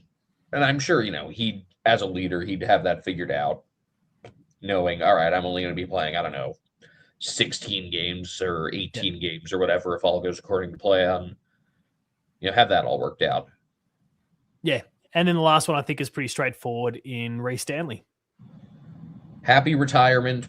Please keep working at the club, or do like a Cam Mooney thing where you're selling farmland to get guys around, because great club servant. And one of my favorite moments from when I got to go in the rooms last year was, everyone's got their friends and family and they're chatting after, right? It's 30-ish minutes after. And he's just talking with one of his buddies about some irrigation work they were going to do on the farm the next day, which was just so perfectly on brand. You are exactly as advertised. You are the exact same person I've seen in Jezza's vlogs. Is Reece Stanley, has he ever been a great player? No, but club servant, good person to have around. And I think we've handled his kind of twilight pretty gracefully. Yeah, I think, and he's taken on the responsibility in the VFL this year with, he's been exceptional. And I respect the hell out of that. There are a lot of guys out there who would not give that sort of effort, or just wouldn't take on the role in the first place. Yeah. And just a personal shout out to Reece, because I know I've mentioned this on content a little bit, but you talking about kind of the stereotypical Reece and just the way he kind of carries himself. When it was 2 preseasons ago now, when I brought my son over, I wasn't the most responsible of dads, didn't sunscreen properly, and we both got a bit burnt. My wife kicked my ass for about a week off the back of it. We were sitting by the sidelines watching. Reece wasn't training that day because he was injured, and he just saw me and my son there, and he walked over, sat down on the left of my son, and just started chatting to him. Basically didn't acknowledge me in any way, shape or form, and until my son my son brought me into the conversation. My then 5-year-old son brought that's brought amazing on all fronts. But he just sat down and started to engage with this little kid that he didn't know from a bar of soap. And was absolutely phenomenal. I've heard so much about just how good of a person he is. I can see it. It's that moment really encapsulated that. And Shadu says snubbed by the nicest guy ever. How? He was just kids first. Just kids first. That's all it was. I'm not sure if Ollie Dempsey is more like a sort of I don't know, an uncle within that structure, or an older son, but I know Dempsey and his kids also get along really well. So definitely someone that you want to keep around, even if the playing days are going to be behind him. Absolutely. And he was the last person on that list. There's certainly a few there on the senior end that we're talking, we think will either be cut or will be given there, or will be reconsidering things a little bit. But the majority of those blokes we're still talking about. See what's up with what the heck is Tyson Stengel? Yeah, he's one that's obviously, his contract is still long, but the status is. Again, I've repeated this. I don't know what his off-field situation is. He deserves all of the patience on that, but but you can't just go missing without telling people. Yeah. That's with any occupation. You've got Absolutely to right. shoot someone a text and say, hey, I won't be available tomorrow because of XYZ. Great. And it may not be a good excuse. It may not be a good reason, but at least everyone knows what's going on. Yeah. You got to still communicate. reachable. You can't just vanish. Like I remember a few years ago, like O'Sheen missed some time because his sister was getting married in Europe. And guess what? He told the club in advance. He didn't just vanish. And they supported him in the entire trip over. Yeah. No questions asked, because that's the sort of club that he works within. So yeah. And I'm sure we would be supportive with Tyson as well. But he's got to hold up his end of the deal on that. Yeah. Hopefully he works it all out. One thing we didn't do before we bring Horatio in next, you've given me 3-2-1s, but your polished turd. Yeah, polished turd would have to be Sean Manna because he was our best. Okay, that's fair. Well, I'm sure if there's some other little roughie that you wanted to acknowledge somewhere. Guys who shouldn't have to walk home. Like I said, Manna, Dempsey, Stewart. Lawson Humphreys was fine. He had like one bad second quarter turnover, and that was it. Yeah, there was a big ugly one that he kicked out on the full. But he laid a lot of tackles. His defensive pressure was great tonight. He was good. Yeah, it was a bigger game for him from a pressure standpoint. Other guys who have nothing to be ashamed of. Sorry, I just misclicked here. Oh, you're right. I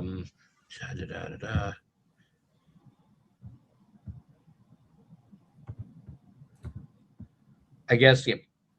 Max Holmes was fine. Had a couple of kicks that went astray that weren't great. Ollie Henry, good enough. O'Sheen, good enough. Zach Guthrie only had 8 disposals, but he must have had a bunch of spoils. I thought he was actually mostly positive as well. Yeah, I think he did some good work in the contest. Only 4 spoils, but yeah, he was involved. O'Sullivan was fine, other than like one really bad early turnover.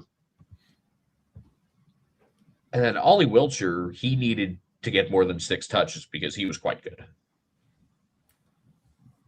There's positives in an unfortunate circumstance or like a bad loss. Look, even if you get beaten by like triple digits, you're going to have at least a couple of players who showed up. Yeah. And in a game that you led for almost the entire way, you're going to clearly have had more good pieces. Disappointing for Shannon Neal coming off of, he finally had a good game against Brisbane, and I don't know if we were trying to force him into the action by putting him in the ruck or what the plan was with that and with DeConing. I don't know. But Shannon Neal did not have it tonight in the contest. That was frustrating. And look, we didn't set him up to succeed very well at all. So no, it was a weird weird split with time. But we could have done more there. Just agreed. Bad execution, bad approach, bad everything. Really painful loss that could have, just you got to find a way to win this one. I don't care how many guys get hurt.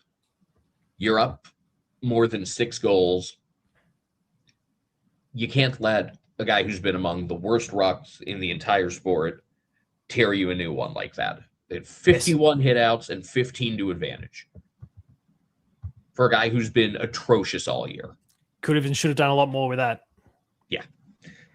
Like if you had told me we were going to lose this game because, I don't know, Oliver kept it going, or like, Joe Fonte plays up to his ceiling, or Harry Rouston and Harvey Thomas have big games. Or Aaron Cadman kicks 6 again, or whatever it happened to be.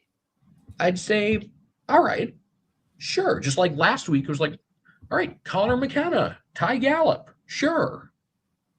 But Briggs? You can't suffer Briggsy. Who, again, has just been so bad this year. Yeah. All right, mate. Thank I you very guess much for it's coming good. on board. And I guess on one hand, it sucks that we have a quick turnaround. On the other, it's probably good that we have a quick turnaround. Yeah. Get this taste out of our mouths. Well, yeah. Who knows? We've got to deal with the Saints next week. Yeah. We'll I see don't how- know we'll what see it'll how it taste goes. like, but it will not be this exact same game. Well, hopefully So not. that's probably Yeah, good. hopefully we're not seeing similar carnage on the injury front as well. Yeah. So we'll see how we go. And considering that the Saints have been the best first quarter team, the odds of us getting out to a lead like that seem a lot less likely. Yeah, it's okay. I wasn't aware of that stat for the Saints. Good. You love to see it. Yeah, they've lost like 2 first quarters. Right. Bless. We're in all sorts. All right. Ethan, thank you very much for coming on board, mate. As always, Thanks. everyone needs to go check out your content. Americans watching the footy. Americans watching the footy, Spotify, Apple, etc., whatever, wherever you get your podcasts. We do not just focus in on a couple teams. We cover the whole competition, which also means suffering through some really ugly games. Like the 3 on tap for tomorrow might be really bad. Yeah. Can't be as bad as what we just had to watch, though. That sucked. Presumably not. But thanks a lot, All right. mate. And Thanks. we'll chat again next week. Yep. See ya. See you later. Get some rest. All right. Horatio, if you're okay to wait one more, we've got, I think, a debutant in the background here, if I recall. So I think I saw the comment in there. I believe it might be Johnny that's going by the alias Blue here on StreamYard at the moment. So let's bring him in. G'day. How's things, mate? Yeah, good. Long time watcher. I normally don't comment because the browser that I use doesn't like YouTube chat. So I'm occasionally in when I'm on my phone. I watch all the time. It's awesome to have you on board. Thank you very much. Huge Geelong fan. I'm one of the lucky generation of the kids that grew up with the 2007 team and onwards. Oh yeah, I was going for Port just to spite my dad, who I was annoyed at as a 6-year-old for some reason. And then at the start of the 2007 season, my grandfather, who has been Geelong all his life, convinced me to change over to the Cats. I've never regretted it. Worked out well. Circumstances played out nicely. Brilliantly. The thing that I wanted to bring what you saw tonight. Well, this afternoon, sorry. We were good in the first. I was happy with the first. And I was actually okay with the second. I thought we were quite good in that second quarter because not only did we weather them, we still actually won that quarter too. Before we even got momentum back, we'd only actually lost that quarter by a point. So the first half from Geelong was really good, and up till about halfway through the third, we were okay. Yeah, it was the I felt like it was more of the this 25-minute mark was when Jake Stringer kicked that first goal, and the first of 2 that were late. So I'd even give the third quarter I'd give a tick to as well. We weren't amazing, but I'd give it the tick. I didn't feel like we were good after half time. Exhaustion was kicking in though. Yeah, even before that, Jake Stringer kicked that goal. There was about 5 minutes before that. I was thinking we're a little bit in trouble here. They're peppering away. The main thing that I wanted to bring up was the injury to Jeremy Cameron. Go for it. And whether or not that should be a suspension. Against Clayton Oliver. To Oliver, yeah. As rules are written, and as things have been done by the umpire, because it was high contact, it got above, it impacted him here. Or my camera's mirrored. It's a bit hard for me to tell which side. I follow. It was high contact. He did not have eyes for the ball on the replay. You could see that he was watching Jeremy Cameron and not the ball. It was a bump, and it caused a severe injury. Now, whether or not they're just saying concussions are the only severe injury they care about? I do think that's exactly what it is. I think like the contact was ultimately to the body. He didn't connect with him high. I'm not arguing for this, by the way. I don't think it should be a suspension. I'm just pointing out rules as written. It is something that should actually be a conversation of, hey, if all these other injuries that were minorly high contact were, suspension resulting in worthy. suspension because Suspension. the concussion Yeah. damage or something like that, then something that's knocked a bloke out for 4 to 8 weeks should be. Yeah, it makes sense through that lens. Yeah, no. And I don't agree with it. I would disagree with it as a suspension, but it's something that the AFL should come out and clarify, because rules as written at the moment, that should be what, 3-4 weeks, something like that, for a deliberate bump resulting in an injury. Yeah, I'm like I think the bump though resulting in injury, resulting in the head injury, I think which is again probably the thing that's absent maybe from their wording. Exactly. But I think that's the key to that particular, like the impact of a bump. If you happen to bust your shoulder, if you break your collarbone, if your arm snapped in two, whatever it happens to be, so be it. Cracked a rib, we don't care. It's just when there's the head damage. But you're right. No, I follow what you mean when it comes to the wording and I guess to the letter of what they've got there. It's a weird one. And it kind of brings up a further problem with umpiring is how much of stuff, especially with suspensions, especially lately, has been so inconsistent and poorly written. Yeah, I mean, the MRO tribunal's been horrific for years in terms of consistency. Yeah. And just when you think there's been a pattern of this, someone's legal team gets involved and suddenly something gets overturned at the tribunal. He's a good bloke excuse was one then famously a few years ago. Yeah. Shadu says, by this description, Danger should have been suspended for his hit on Jezza. I lost you. Hopefully... He thought that was so funny that we lost him, but hopefully he's back in a sec. It's a weird. Oh, there we go. He's coming back. Hello, crashed. It's a weird one, but I guess according to Big Fella, you could say the same about the tackle on Bruin, which obviously he managed to keep his head off the ground in the act, but seems to have busted up his neck, his ribs. The other thing too, you could also then say the same for the Geelong player who what was the incident? There was an incident earlier where someone got a high tackle, and there was earlier in the year. Times so high, there was nothing called. Oh, sorry, you mean earlier in the year? Where a Geelong player, high impact, like I think it was from a marking contest. A Geelong player gave someone a concussion, I believe. I can't remember what match it was, but I remember this being happening and going, I can't remember now. I wonder if they're going to, I remember thinking, oh God, I hope they don't get a week for that. Shadu's talking about, just back to the Jeremy Cameron. Shadu had shared the moment that you can see the collarbone out. I spotted in the video. My son was trying to look very close. I'm like, no, let's not replay that one any further. And fortunately, they didn't. My little 7-year-old. I was watching this. I was watching this with people over, and one of my friend's kids was like, "Oh, can we see that again?" And I'm like, "No, we really shouldn't." Nah. What were some of your other takeaways though from the game today? We won't just bring you to talk Jeremy Cameron's injury. Let's talk about the game at large.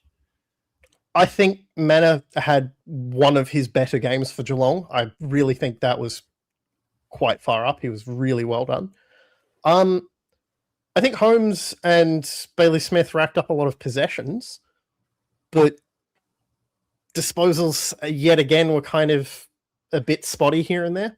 I was happier with Max than I was with Bailey. Not that Bailey was poor by any stretch, but it was a poorer game on his part. I was actually the opposite.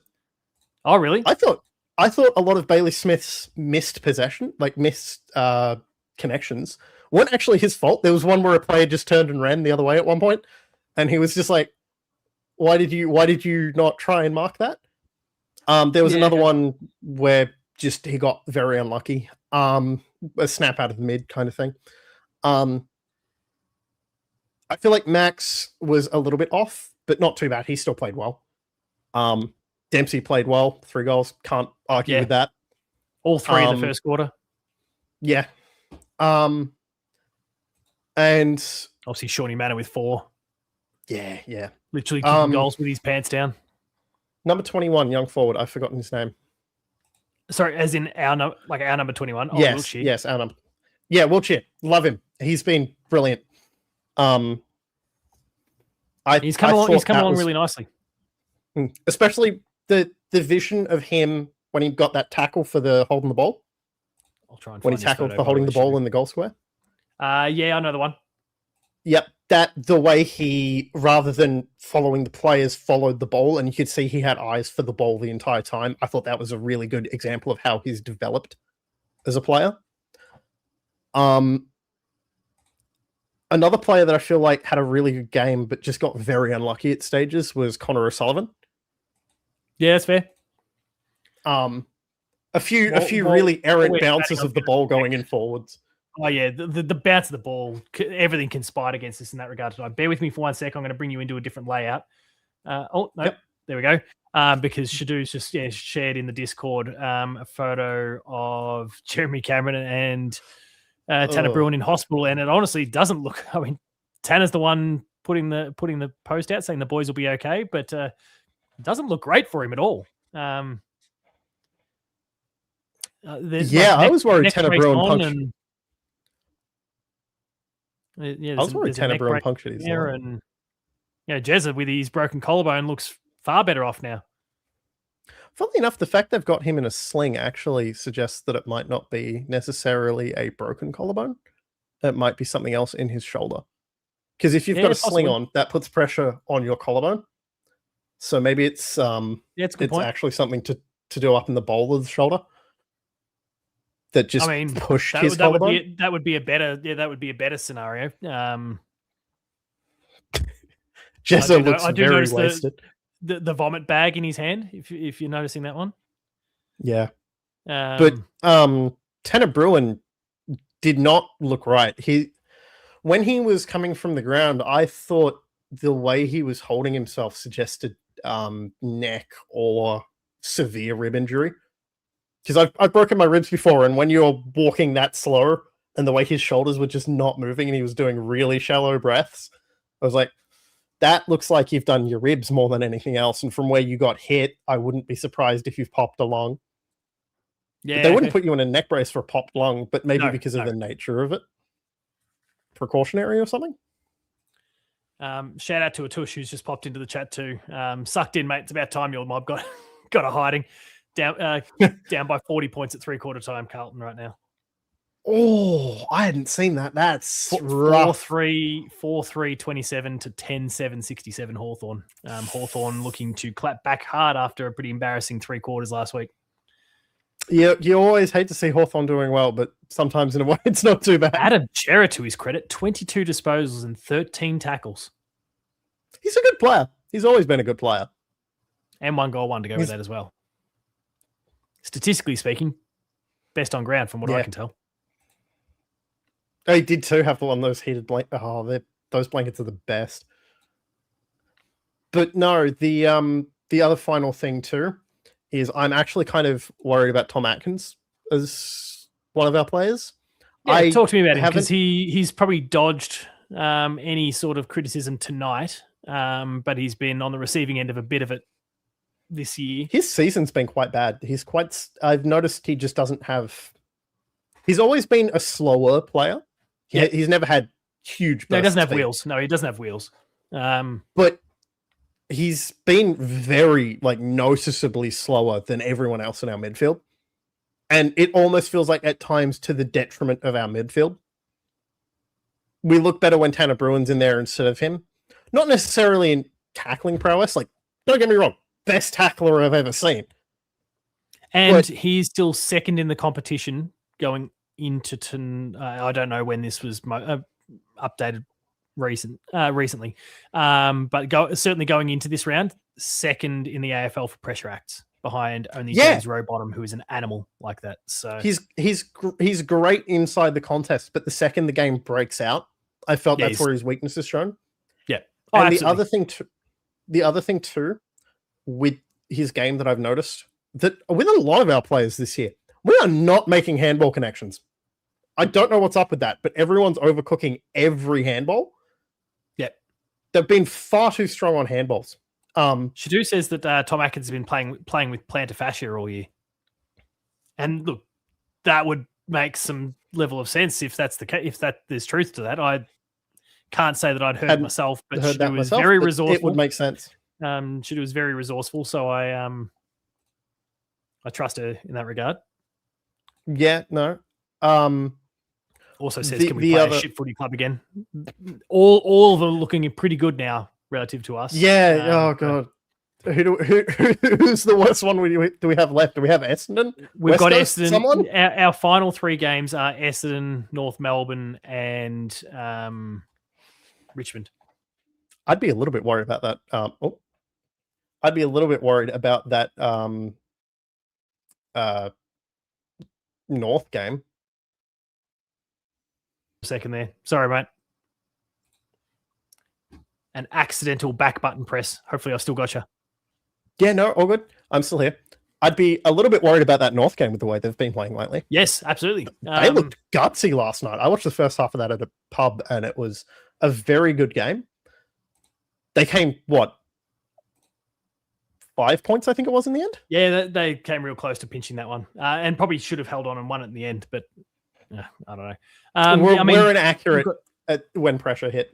At this point, and factoring in the injuries, this is not like I'm not trying to be all doom and gloom and we're a bad club, or quote unquote Ben Reeve, we're a middling club.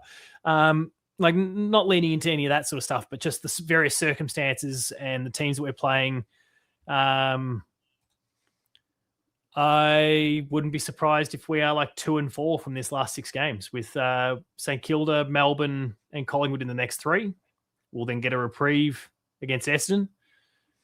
And then to your point about North Melbourne and how we even played them earlier in the year, I just wouldn't be surprised. Like, some teams are looking at us now and going, we've not gotten close to them in a while, but this could be a chance to get a kill here that we don't normally get. So, yeah, exactly. I also think that there might be some issues coming up with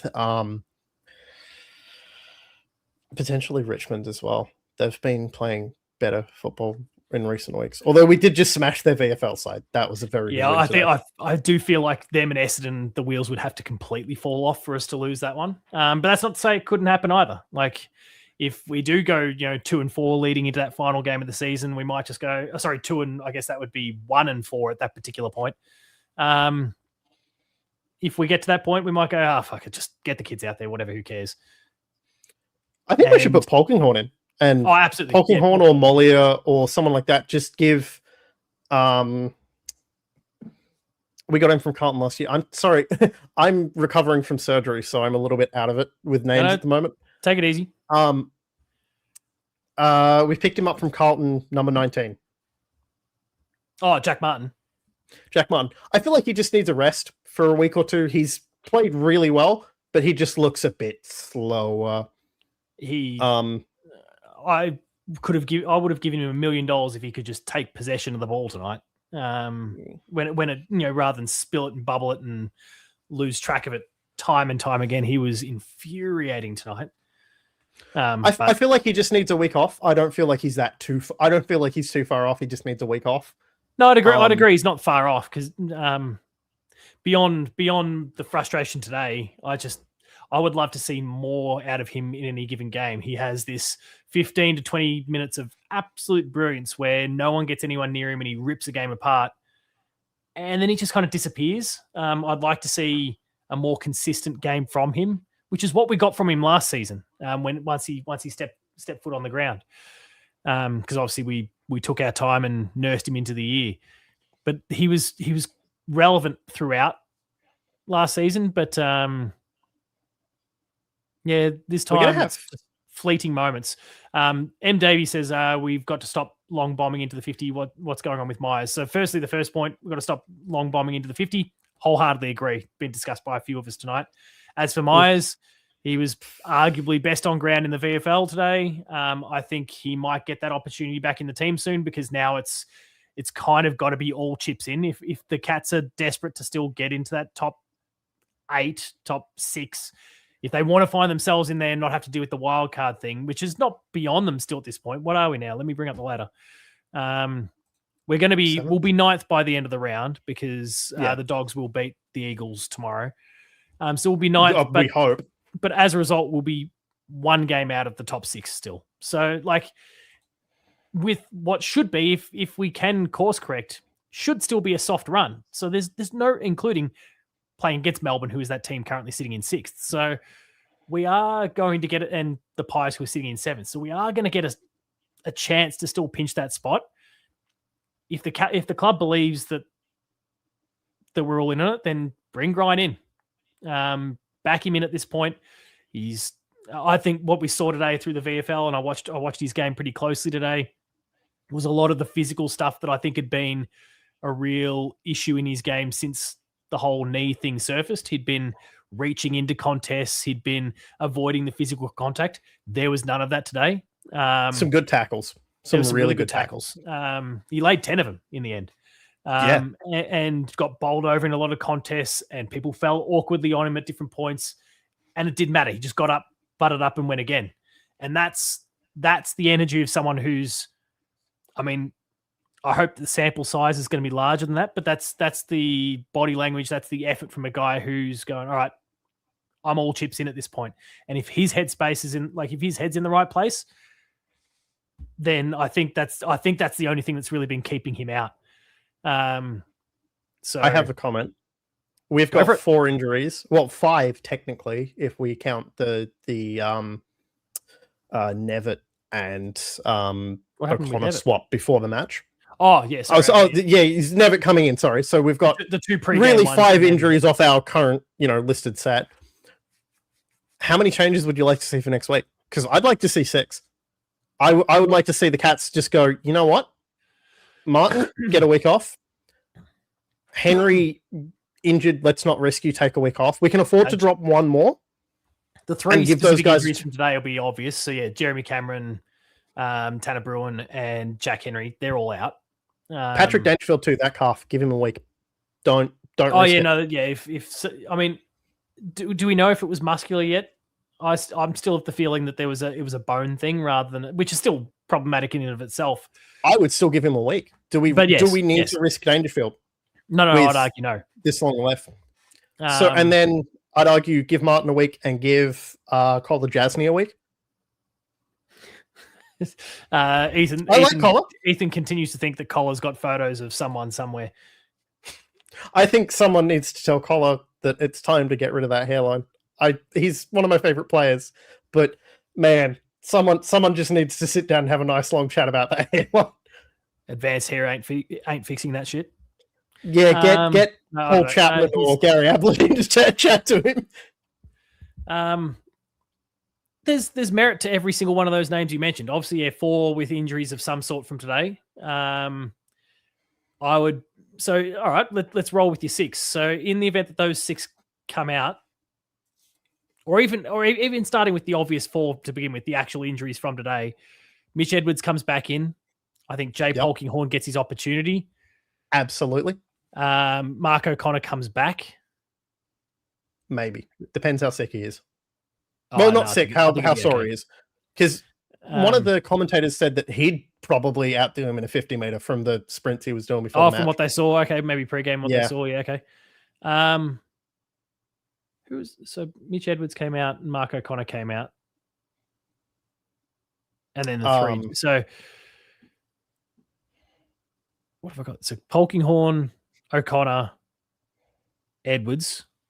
We've got 1 more to come in for danger. I'd argue that should be Stevens. Yeah, Georgie boy. Or I'm going to keep fighting the fight for Jai. I mean, I love George, and I'd probably rather see George succeed, but I'm going to keep flying the flag for Jai Clark as well, because I just think he's being slept on. But like for like, though, Dangerfield and Stevens is more of a similar matchup. Yeah. That's my argument. And given we are 3 forwards down in that scenario, Brian Myers, I think, comes back in close. I don't think he's even close to getting a spot as things currently stand. Buse? So then maybe there is some.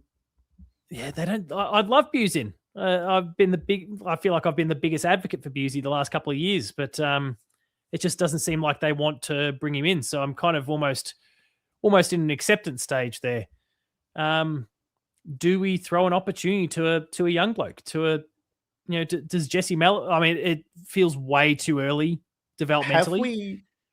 There's one we've missed that's an obvious one that I feel like we've missed like an idiot. Who am I forgetting? Warple.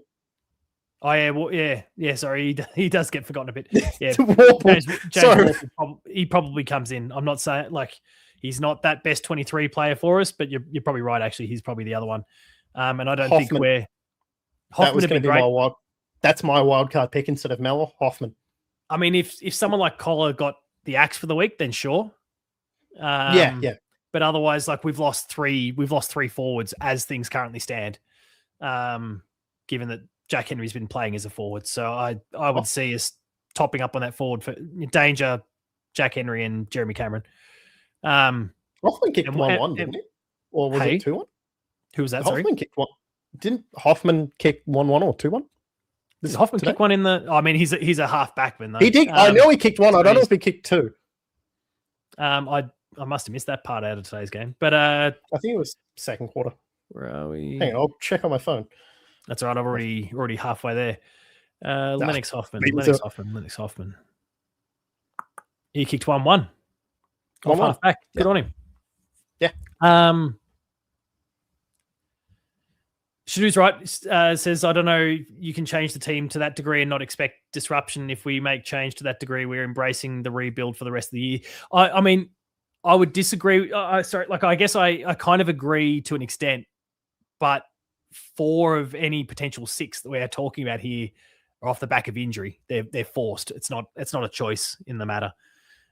So what we're talking, and that's where I think I don't think as much as I'd love to see Jesse Mellor get an opportunity off the back of kicking 6 and being electric in the VFL, he probably won't get that opportunity. Not when you've got someone like Ryan there.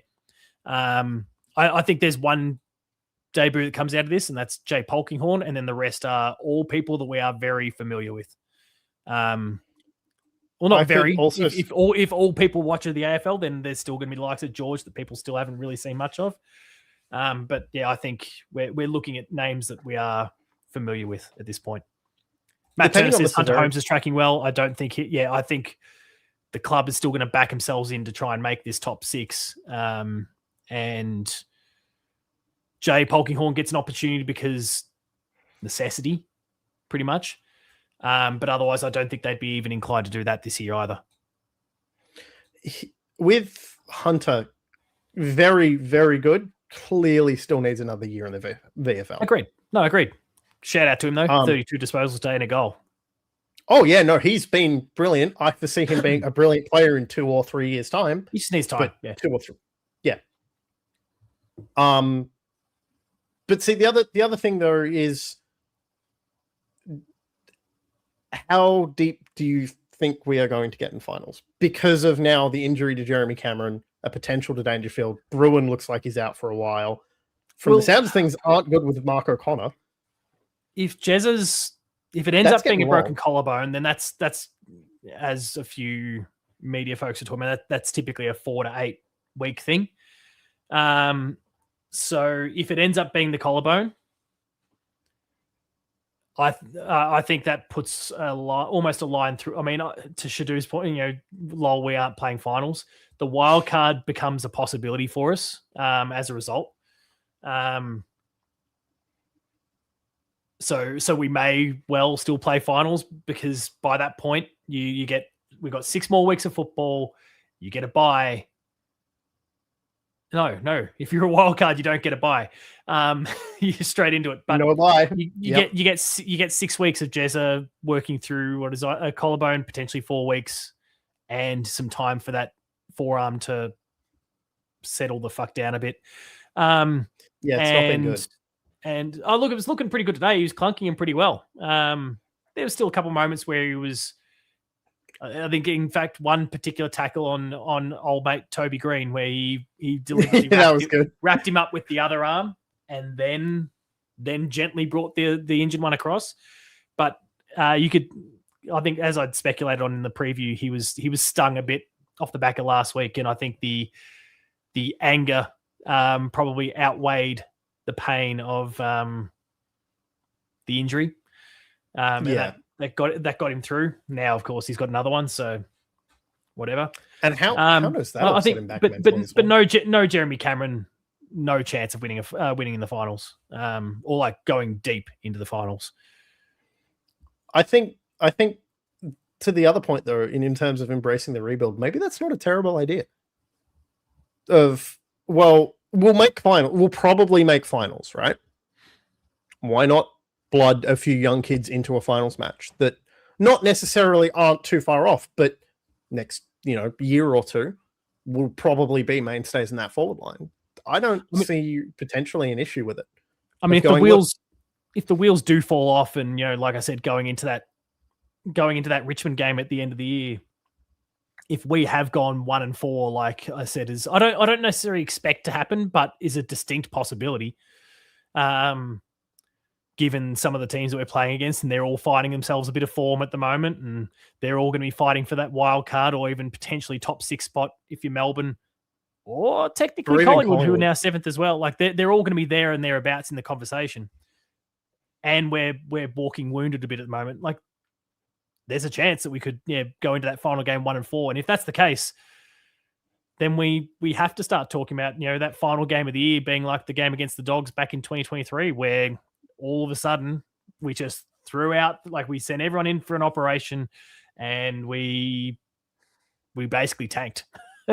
I'd also, and we still nearly pinched it, by the way. We Toby gave, Toby Conway gave, what's his name? Tim English, an absolute bath in his debut game. Yeah. I'd still argue though, even if we make a wild card to play Polkinghorne or Miller or something like that. I think it depends on where if Jez is not back, I'm saying. Play some of these young guys, get them a bit of finals experience on the MCG, that atmosphere. Oh, yeah. Because that is important. That's the case, I'd agree. If we come in as a wild card and Jez is out and not looking close, say Danger's out, Bruins gone for the year, then I'd argue that maybe it's not the worst idea to say, well, yeah, all right, this season's if the opportunity is there, then you may as well. No, if the opportunity is there, then you may as well. But if he's ready, if we're at that point and we're going, all right, grind, it's all chips in. Geelong is still a club that will go, if we get all our soldiers out there, we can do it. Why not? Like they'll bring that kind of Western Bulldogs 2016, why not us sort of energy, and we'll try and win from 10th if that's what it takes.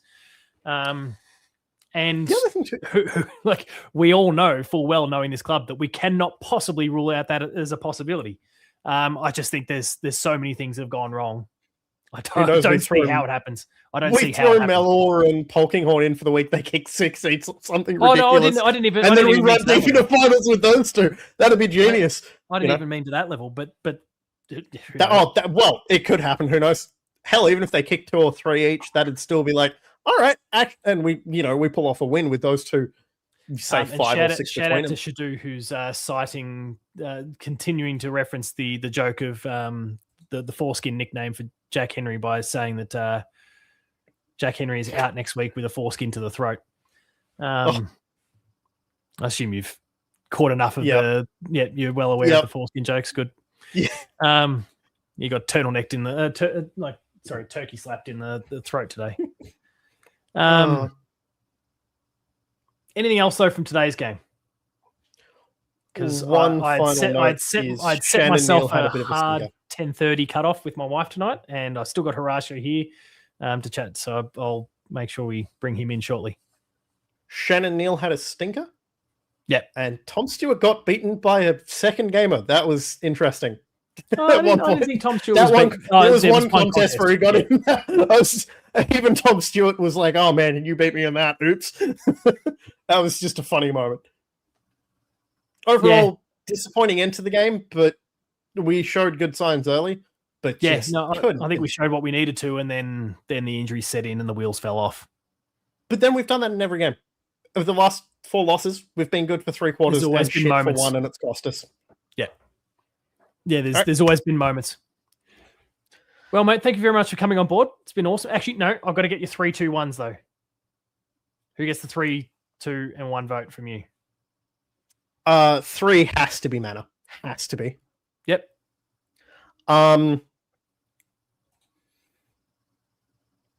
Geez, who do I give the rest to? That's a tough one in this game. You're allowed to because he's going to be a cat next year. You're allowed to give 2 votes or 1 to Toby Green if you wish.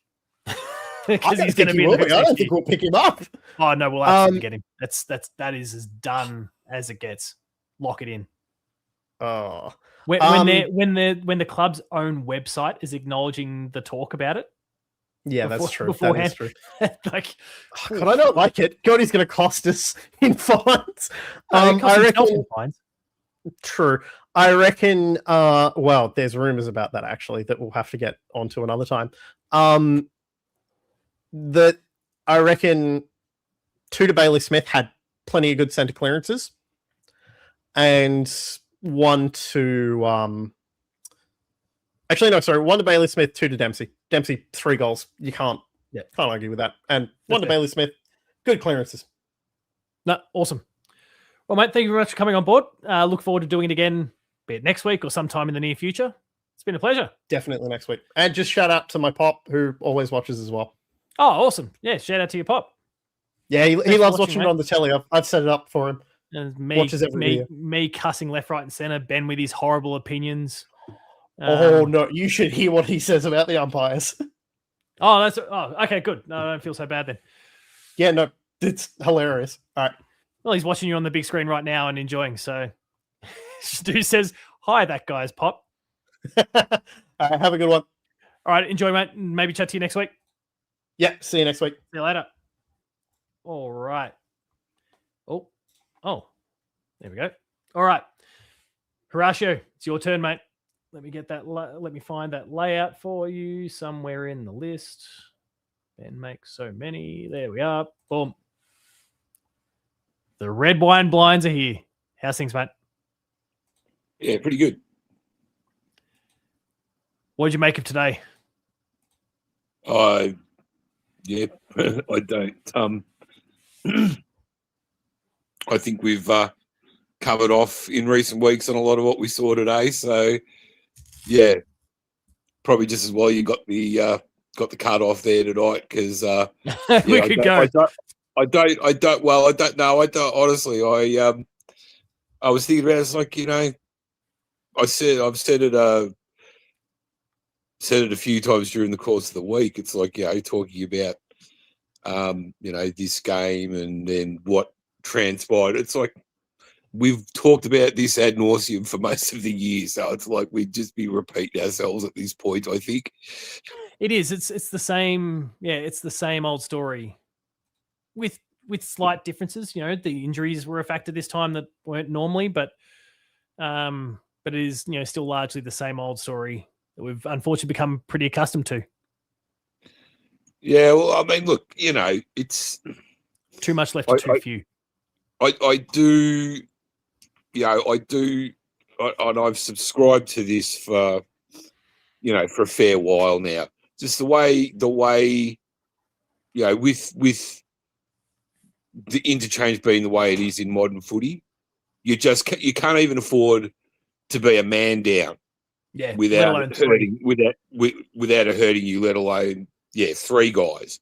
3 plus dangerous, clearly struggling. Yeah, exactly. So it didn't help, but when you're the best part of 7 goals up, you should be able to find a way to kind of, get yourself to the line. Yeah. I mean, it was almost like, we've got too many injured blokes here, so we're just gonna roll over. Yeah, we'll just go easy for the rest of the game, And I mean, that's the thing. They're a team where you can't afford to give them a sniff because they're always looking for those. They're a team that is always looking for those openings to get their game going. So. And that was it. Once they got their head of steam, I said it. This is we're cooked. We've had it.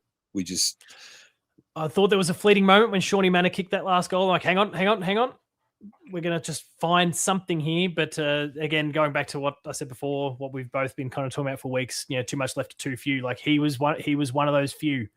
And unless he was just going to grab the ball by the horns himself, along with, an Ollie Dempsey and maybe one or two others, and everything was just like every passage of play was just going to come through them, then it was still going to be unlikely. Yeah, exactly. I mean, I don't know. I think the thing good that orange probably, joke too, by the way, Spartacus, nicely done. I think the thing that probably stood out to me in the end was just like this is something that we've discussed right throughout the year on this show, just being a bit too smart for our own good, being a bit too clever at the selection table, thinking we're, maybe traveling a bit better than we actually are. It's all very well to say we're not worried about wins and losses and, all the cliches and shit. But the reality is that, and this is why I keep saying Brisbane won't win the flag this year. I don't care how many games they win for the rest of the year. If you concede 14 goals in a quarter of football, right, then there's something mechanically broken. That shows a weakness, and their defensive numbers this year compared to the last couple of years don't stack up. They're conceding 4 more goals a game this year than they were last year, even now that they're winning some games. So there is a fatal flaw in their makeup that's going to cost them at the end of the year.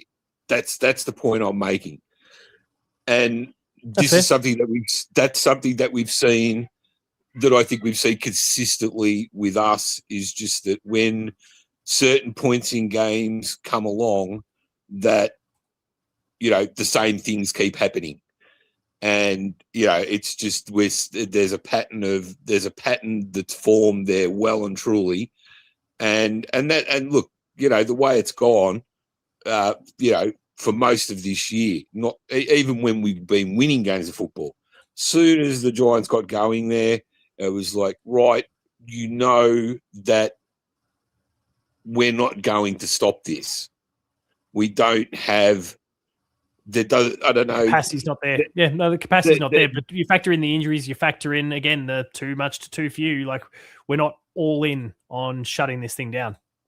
Right. And look, the thing is that, I was quite pleased up until, once they got those couple of goals, I thought, this is not good. This is not a good sign. And again, time on goals again. Yeah, it's like not good. Same old story. We've kind of we've seen this before. The intensity was really high, and then you could just see it kind of tapering off a little bit. And once that happened, you just knew if they got those first couple in the last quarter that there was going to be trouble. And the way that they got them, just waltzing it out of the middle. It's just things like that. I know, as you say, the injuries don't help. And like I say, these guys are finely tuned athletes these days, and really finely tuned athletes. So it's not like, and I'm obviously an old school guy. I whether I like the fact that it's one of those things where you go until you can't go anymore, and sort of then go beyond that sort of thing. That's just not the way it is anymore. Whether I like that or not is another story, but that's just not the way it is anymore. So you have to accept that guys just, like I say, they're so finely tuned now. It's almost like once it gets to that point,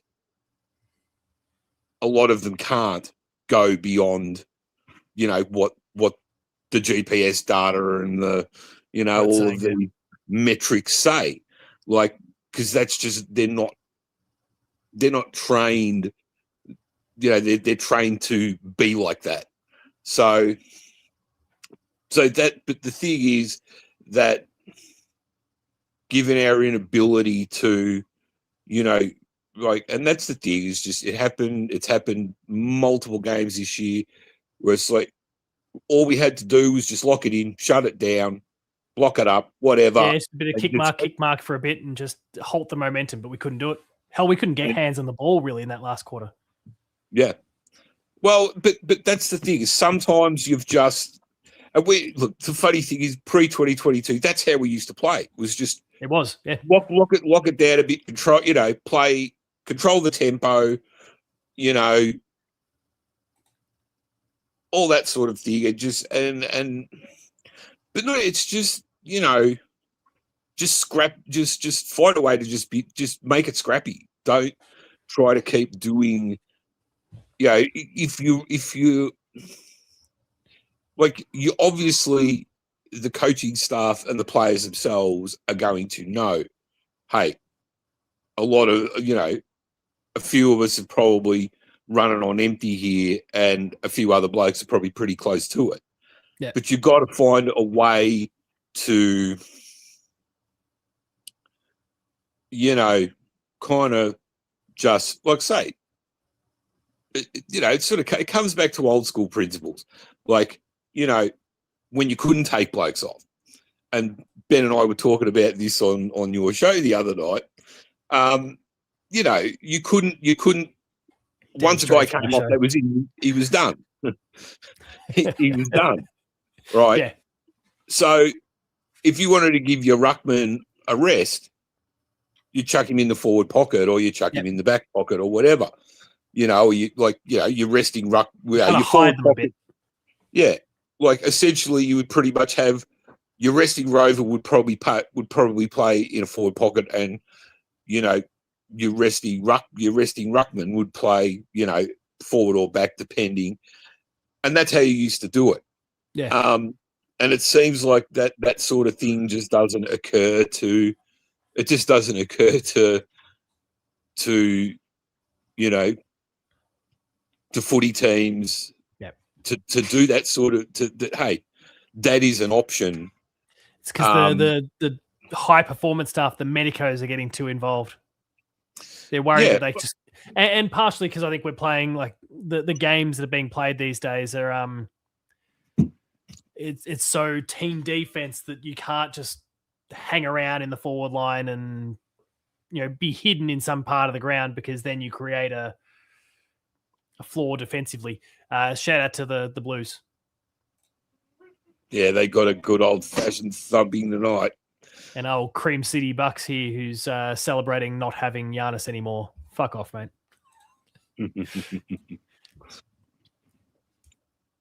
But yeah, I don't know. I mean, it's just it's not a case of I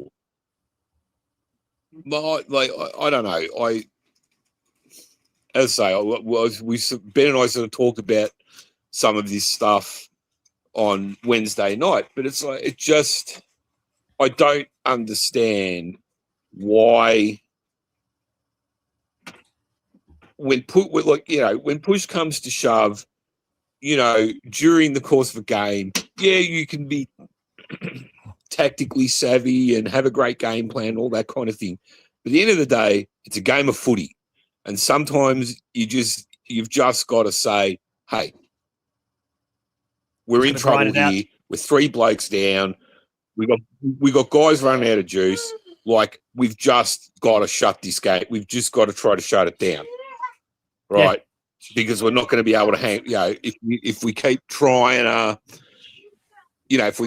run and be and try to meet them in an attacking sense, we haven't got the soldiers left to run it out. And that, as we've seen many times over the years, if there's a team in the league that's capable of slamming on 8 or 9 real quick goals, it's this month. And we saw that tonight. These are the guys that can do it. So, it's just, I don't know. I feel like it doesn't have to be this whole, complicated. We've got to teach it doesn't happen often enough we need to teach our blokes to do. It's like, you don't have to teach them anything. It's one of the most basic principles of footy. If they've got it, try to get it off them. Yeah. And, if you're in a situation like today, just shut it down.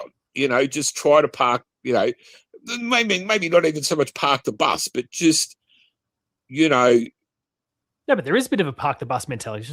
Just lock it down. Just keep this thing like rolling contest to rolling contest. Get it ugly. Turn it into a game of rugby.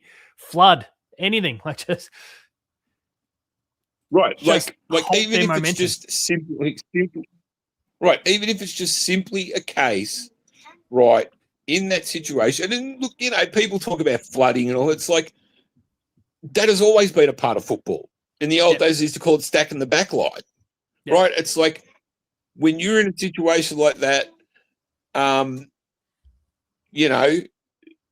just get everybody back. There was no excuse in that last quarter even with injuries, why we should still be continuing to get caught out the back. Like that's the thing for me. It's like time again for 18 months. Yeah. That particular part of it's driving me mad. Yeah, and it's been so obvious to everyone for a long, long time. But I think going into the finals last year, again, this is something that we talked about late last year. It's like the Giants did it to us in that game they beat us in last year. And then I don't think we lost another game between then and the grand final. Day. And I was like, look, right. And it was like, look, these are the things that in the past we would not have. There's obviously a problem there, and these are the things in the past that we wouldn't have addressed. We would have just said, and we're hearing it a bit today. Oh, we're okay, just this happened and that happened, and we'll get it right next week and all that sort of thing. But it's like, no, there is obviously an issue there. And I said, look, there's deep floor in the we game. we can still win this. We can and I'm talking about last year. We can still win this flag if we're prepared to address this. And this is what I'm looking for. And it was that Sydney game where it's like they got out, they jumped us early, and it's like that's never a good sign against this mob up there. And we immediately showed, back, yeah. We've seen what the problem is here, and this is and we're doing something to address it. The problem is and I went on a bit of a spiel or a bit of a rant or whatever you want to call it on Discord the other day. Shadu put up some numbers about our tackling and stuff.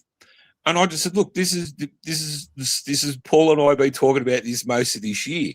It's like our defense is set up a certain way, right? And it's such, and most good defense starts up the ground. Right. Yes. Your defenders are the last line, really. If they're getting bombarded, right, or teams are just waltzing into the forward line and getting good looks into the forward line, your defense is going to get caught out time and time again, and particularly these days where it's so very structured, but particularly with the way we like to structure ourselves to be more attacking in defense and rely on forcing turnovers and that sort of thing. But if we're not locking that ball in our forward line or, blocking things up in the middle, and teams are just running it through, our guys are just going to get caught out. And, on top of that, I don't think our ball use has been, no, it's been poor. Here, and that's the thing here in, here in here it mentioned we can't hit a hand. We're having trouble hitting a handball. If we're trying to play a more handball-driven game, well, it's a bit of a problem if you're having trouble hitting a bloke. And I had a bit of a chuckle when I saw that because it happened today too. But it's I've seen this where we've hand passed it right into a teammate's back. Stuff like that. The synergy, the connection's not there. But then when we're talking about the defense, and as you say, you and I have been having this conversation for a while now, and I've been shouting at whoever I possibly can about it, is that like the closest that we've come to having this right was when we were playing the forward handball game for that block of 3 weeks, because the way everyone like that, they shoveled it forward, however it was they did it. But then they all shuffled back into a structure that was very sound behind the ball. When they're running and kicking, they run and kick, and it appears, I haven't been to nearly as many games as I'd like to this year, but it appears as though they stop and then they try and get into something that represents that zone in whatever line of play that they've kind of finished up in, rather than going, all right, now I need to collapse back into my spot so that I'm covering this, in the event of a turnover, which happens even to the best teams in the competition. Brisbane, the reigning, 2-time reigning premiers, they make errors. Freo, they make errors. But when they do, the unit's already back in place most of the time. And it just feels like the units are in place some of the time for us. Like because it feels like we've kind of halted. Okay, job done. Watch him go. And then every time that it gets turned, like we turn it over, we're surprised by that fact and we're chasing arse already. Well, I would also argue that we've, particularly after that 3 weeks, we've got a lot of blokes pretty keen to run forward of the ball instead of saying, hey, stairs. we've got to be prepared to work back here as hard as we're prepared to work forward. Now, okay, if your disposal is not crisp by hand or foot, then particularly, you want to play an attacking brand, so you want, guys, you want your receivers getting out wide, they're getting on the fat side or whatever you want to call it. But it's like once, you could push so far forward, but it's like if the ball's not getting to you, then everybody's just standing there flapping their arms. And, and it's just been happening way too much. And I'd like to see the numbers on that. But yeah, and this was the thing, it's happened, I think it's pretty much happened every week in the last 6 weeks, and it might have even happened. I would suggest there's a possibility if you looked at every game we played this year, it's been the same, where teams' efficiency with their forward entries is high against us. We are easy to score on. It's one of the things I keep pointing out every time I do one of my match reaction videos is that is the common stat, like the number of inside 50s that have resulted in a shot on goal. Whether they've capitalized or not, obviously that's a whole other thing. But the actual number of opportunities is high. Yeah, and that has so that's been a common thread. But also, one of the things that I think I think teams, we've always been prepared to where that, teams are going to be reasonably efficient against us going forward because we like to play pretty aggressive defense. But where we're usually pretty good and we've fallen right off the perch this year, just from what I've seen, our efficiency going forward is not what it has been in recent years. I would suggest that is well down. Because we've gone back to bombing the ball in there. Yeah. One of the things that, I think it was the beginning of last year, I was foaming at the mouth over in the negative way, unfortunately, was I kept talking about that launch zone, that 50 to 70 meters out and what you do with the ball when you're in that part of it. And what kept falling over when we weren't performing well was that we would be bombing the ball from that point of the ground. And it'd get, we did a pretty good job of locking the ball in. Like our defensive pressure was good. Our structure was working a bit better and we were keeping the ball in there, but we weren't really giving our forwards an opportunity to succeed with that initial entry. We'd then have to go to work at the stoppage clearance to try and win the ball. and then kick a goal. And it would inevitably do that at a greater rate than our opponents, and we'd still win the game. But when things were looking at their best, ignoring even the forward handball block of 3 weeks is when we take our time and lower the eyes. And I said it, I can't remember who I said it to earlier tonight now, but like the number of times Ollie Henry still had a solid enough game, got the ball 16 times, kicked a goal, some good defensive efforts. But the number of times that he was ignored when he was 35 meters out with an absolute paddock around him, the number of times he was ignored in favor of taking the ball another 15 meters deeper inside 50 to someone who wasn't really in a good position. It was ridiculous. No. Ollie Henry should have had 4 goals on the night. Yeah, and he had one shot that he capitalized from, but he had one shot. This is not the first time this has happened this year.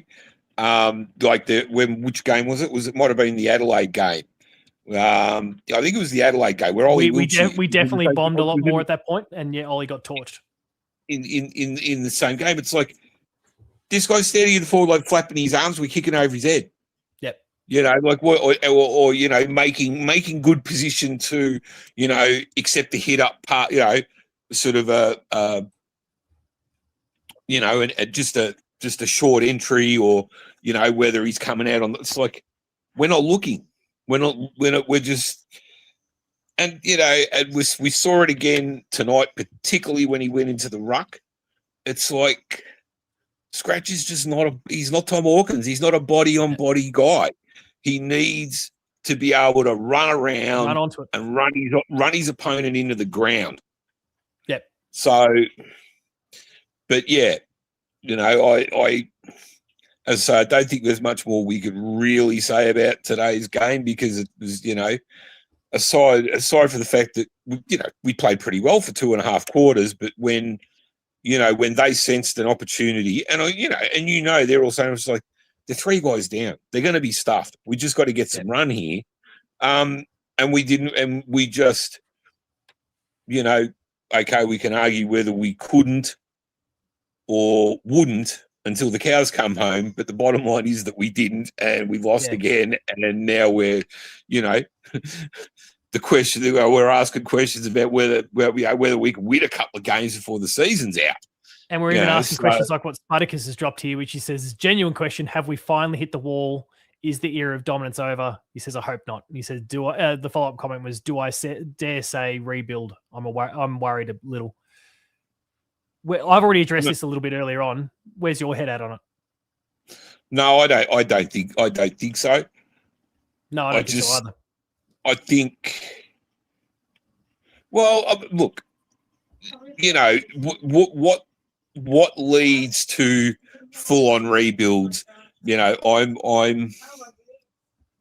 I think there's two scenarios that lead to the full-on rebuild.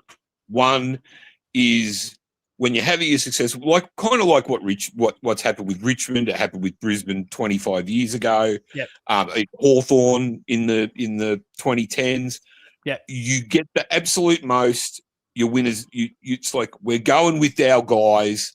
We're going to win as many premierships as we can with these guys. And whatever happens after that, we'll worry about that later. So then you inevitably fall away. And, you know, look, if you've had a successful period, as long as you know,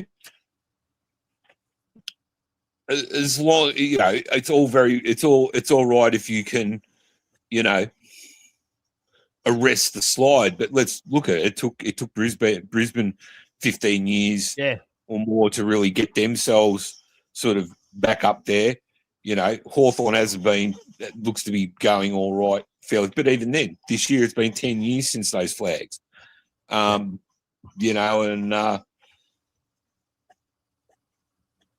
fair. That's a good point. You know, and you look at where Richmond's at right now. I mean, I think they've got a lot of young, promising young talent, but they're probably, they could be 10 years away from having another series. It's also a big risk because those kids were, very well fancied in the draft, but most of them have been plagued by injuries so far. And, with any draftee, it's always a bit of a guessing game. It's why I think in some respect, it's why Geelong's been pretty happy trying to poach restricted, unrestricted, or trade targets in recent years because you know what you're getting. Even if they come with baggage in the form of injuries, like Bailey Smith was a risk, but you already knew what he was capable of as a footballer. Turns out he was able to step it up a few more gears, and the injury, touch wood, hasn't been an issue. But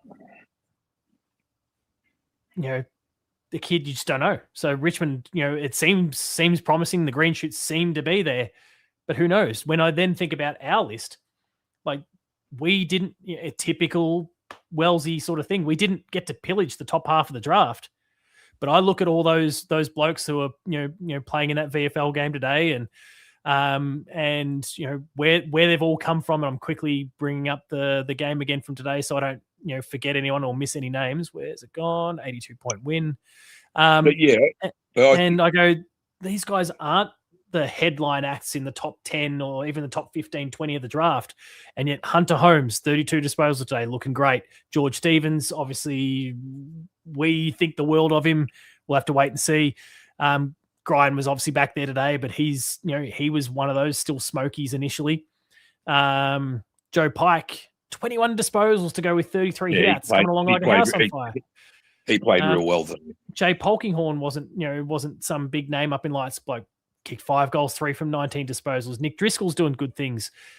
Brad Close, obviously, we've got our thoughts on Brad Close these days, but he's a premiership player and has done some great things at his peak. Jesse Mellor, rookie listed player, 17 disposals, 6 goals, 1. Lenny Hoffman, 17 off halfback. And I think about those, and I went through when we had Ethan before, the names of players who are out of contract, and I think about, I guess, the more experienced guys, the ones who are in that retirement window, whether it's this year, next year, whatever, or at risk of being delisted. And so I think about your Jake Cole-Jasneys, your Jed Buses, your Mark Blitzarves, your Paddy Dangerfields, and your Reece Stanleys. And I can already think for almost everyone there, the hardest one is probably Mark Blitzarves, and that's just because he's such a quirky, unique specimen for the most part. I can think of someone for every one of those positions that we've already got. Danger's a bit harder because he's like a generational talent. But I can pretty much think of someone for every one of those parts of the ground that we go, the replacement's there. If I think about Collar, I think Lenny Hoffman. If I think about Jed Buse, Lawson's already there. Jed's already not getting a game. Similar sort of story for Reece Stanley. He's already not getting a game in lieu of Mitch Edwards. Danger, like I said, he's probably a harder one. And then Mark Blitzarves is probably the hardest one because I don't exactly know what part of the ground I'm filling with him more than anything else. Am I replacing a defender? Am I replacing a midfielder, a ruckman? What am I actually doing here with him? Am I just finding someone else on the bench? Is that what I'm doing? I'm just picking another person on the bench because then they can be in any of the above roles. Like that next generation of talent is already here. So the idea of a rebuild, and I know like that was only one part of what Spuddix's, I guess, question was, it's just have we hit the wall? Is the era of dominance over? Maybe the era of dominance is over briefly. But I already see all of the talent queuing up. Like we're not being speculative about what comes in next, like Richmond is. We can already see it. Yeah, look. Harley Barker too coming in through, who's an absolute jet from all reports. Well, exactly. Yeah. No, I think Richmond's got a core, a strong core of good young players. I agree that they're probably, being put under a bit more physical exertion than you'd like. They're probably having to carry a bit more of a load than you'd like them to be carrying this young, this early in their careers. But if I do think that they've got a core of bloody good young players there, and I remember back 25 years ago when people were sort of saying about us, or who have you got? You don't have anybody. It's like, and I remember saying to people, it's like, look, wait till you see these guys in 5 years because they're all good, right? Yeah. And they're gonna, once they get that 80 to 100 games under their belt, then you're going to see what these guys can really do. But and not all will make it just by nature of how they could be great players and still not make it. I still think about your George Holland Smiths and your Chuka Constables and those sorts of blokes who fantastic footballers, but because of the club they happened to be at, they became excellent VFL players and nothing more. It happens. But although but I would say that the thing with those guys, and I think George Stevens is in that class of guys that, like, Charlie Constable's won the Sandover and the Waffle last year and is dominating over there again this year. We offloaded a few of these blokes to the Suns, thinking, well, then they're good players who just aren't getting a go because they're at Geelong, and then they didn't really do anything at the Suns either. Yeah. I think if we really think a guy can play, then we'll try to give him opportunities, or we're gonna give. And this is why I'm sort of a bit worried that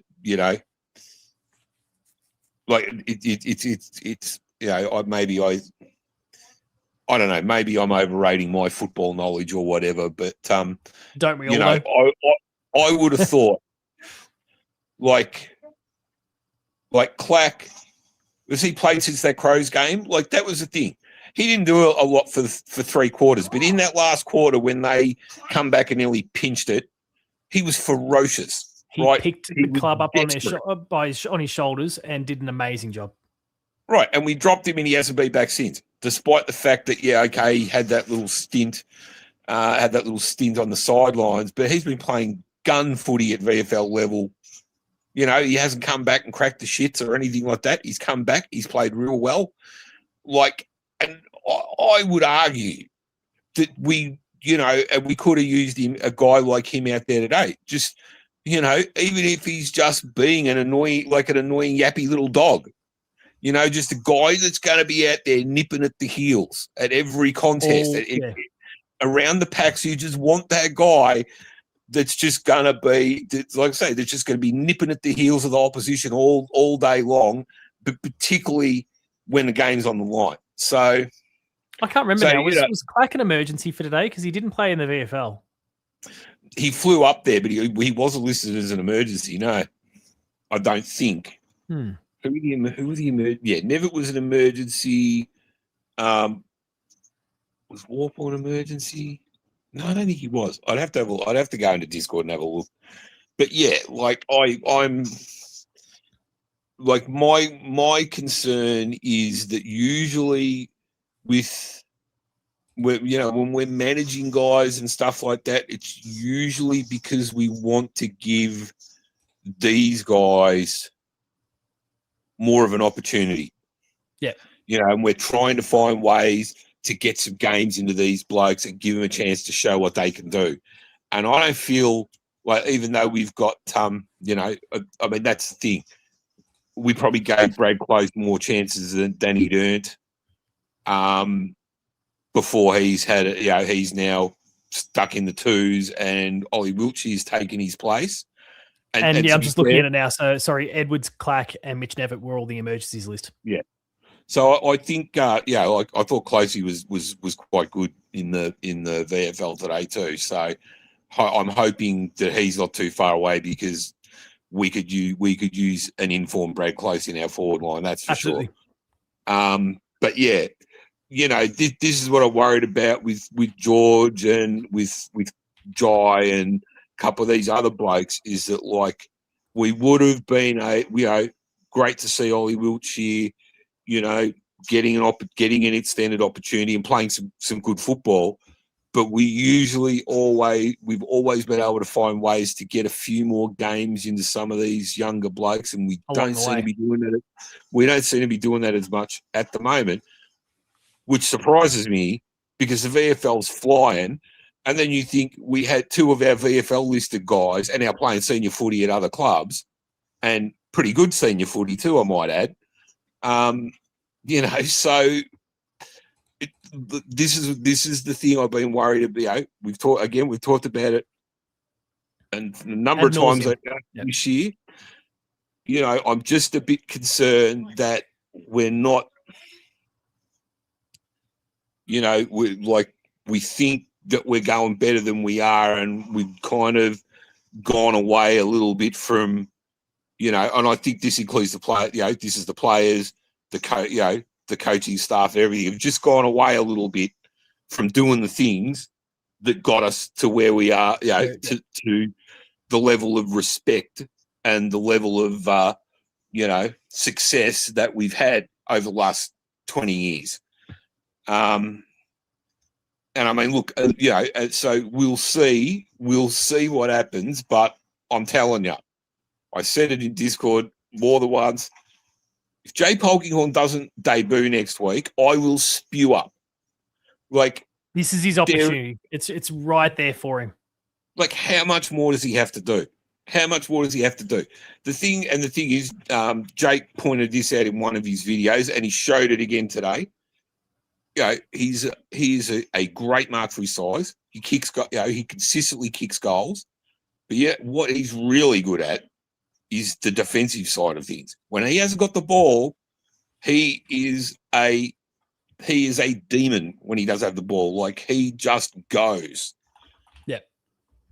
Now, there have been a couple of occasions where he gets a little bit too overexcited and goes a little bit too hard, gives away silly free kicks sometimes, but it's that attitude. It's that intent. I'd rather the intent. Yeah. So who else comes and goes next week? I'm not quite sure. And I think we've both learned that saying whatever we say we would like to happen is going to be pretty much the exact opposite. Like this is a thing. To just I will wrap it up because it's now 20 to 11.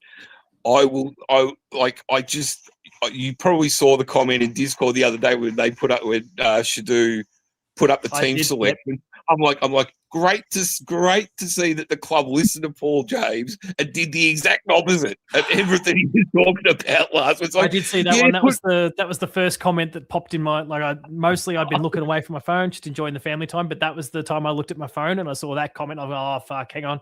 I looked at the time and gone, oh shit, it's team selection time. Oh, I laughed. It's like, you've been saying for weeks, like, get Blitz in the back line. He's not, he's role not definition, job definition. Yeah. That's all it is. Instead of playing in, as a bits part ruckman, like, and then what do? They drop our actual ruck. They leave out our actual ruckman. And it's like, there, give yourself. And look what happened. The worst ruckman in the competition tore us a new one. Yeah. Loving it. Like we made bloody Briggs look like Len Thompson today.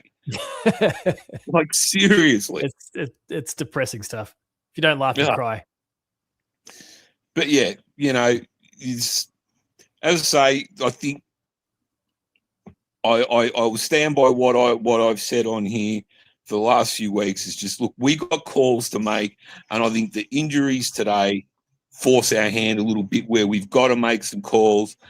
And I seriously hope that whether, and I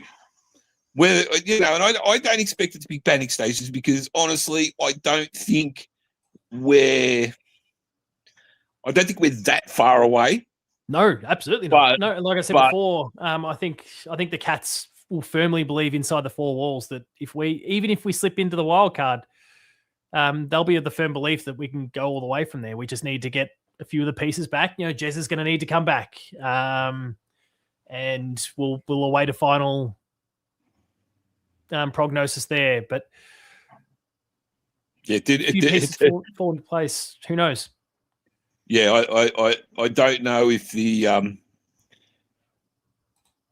well, I'm sure most people have seen that photo of Jess's shoulder. It's like, yeah, that didn't look like a short-term injury, on the quarter it side was of the pointed out injury by, to me. and I've gone completely blank on his name now, chat. He was our last guest before you, and we brought up the Johnny. That's it. And we brought up the photo from the hospital my bigger takeaway from that was, oh my God, looks like Tanner Bruin's on his deathbed.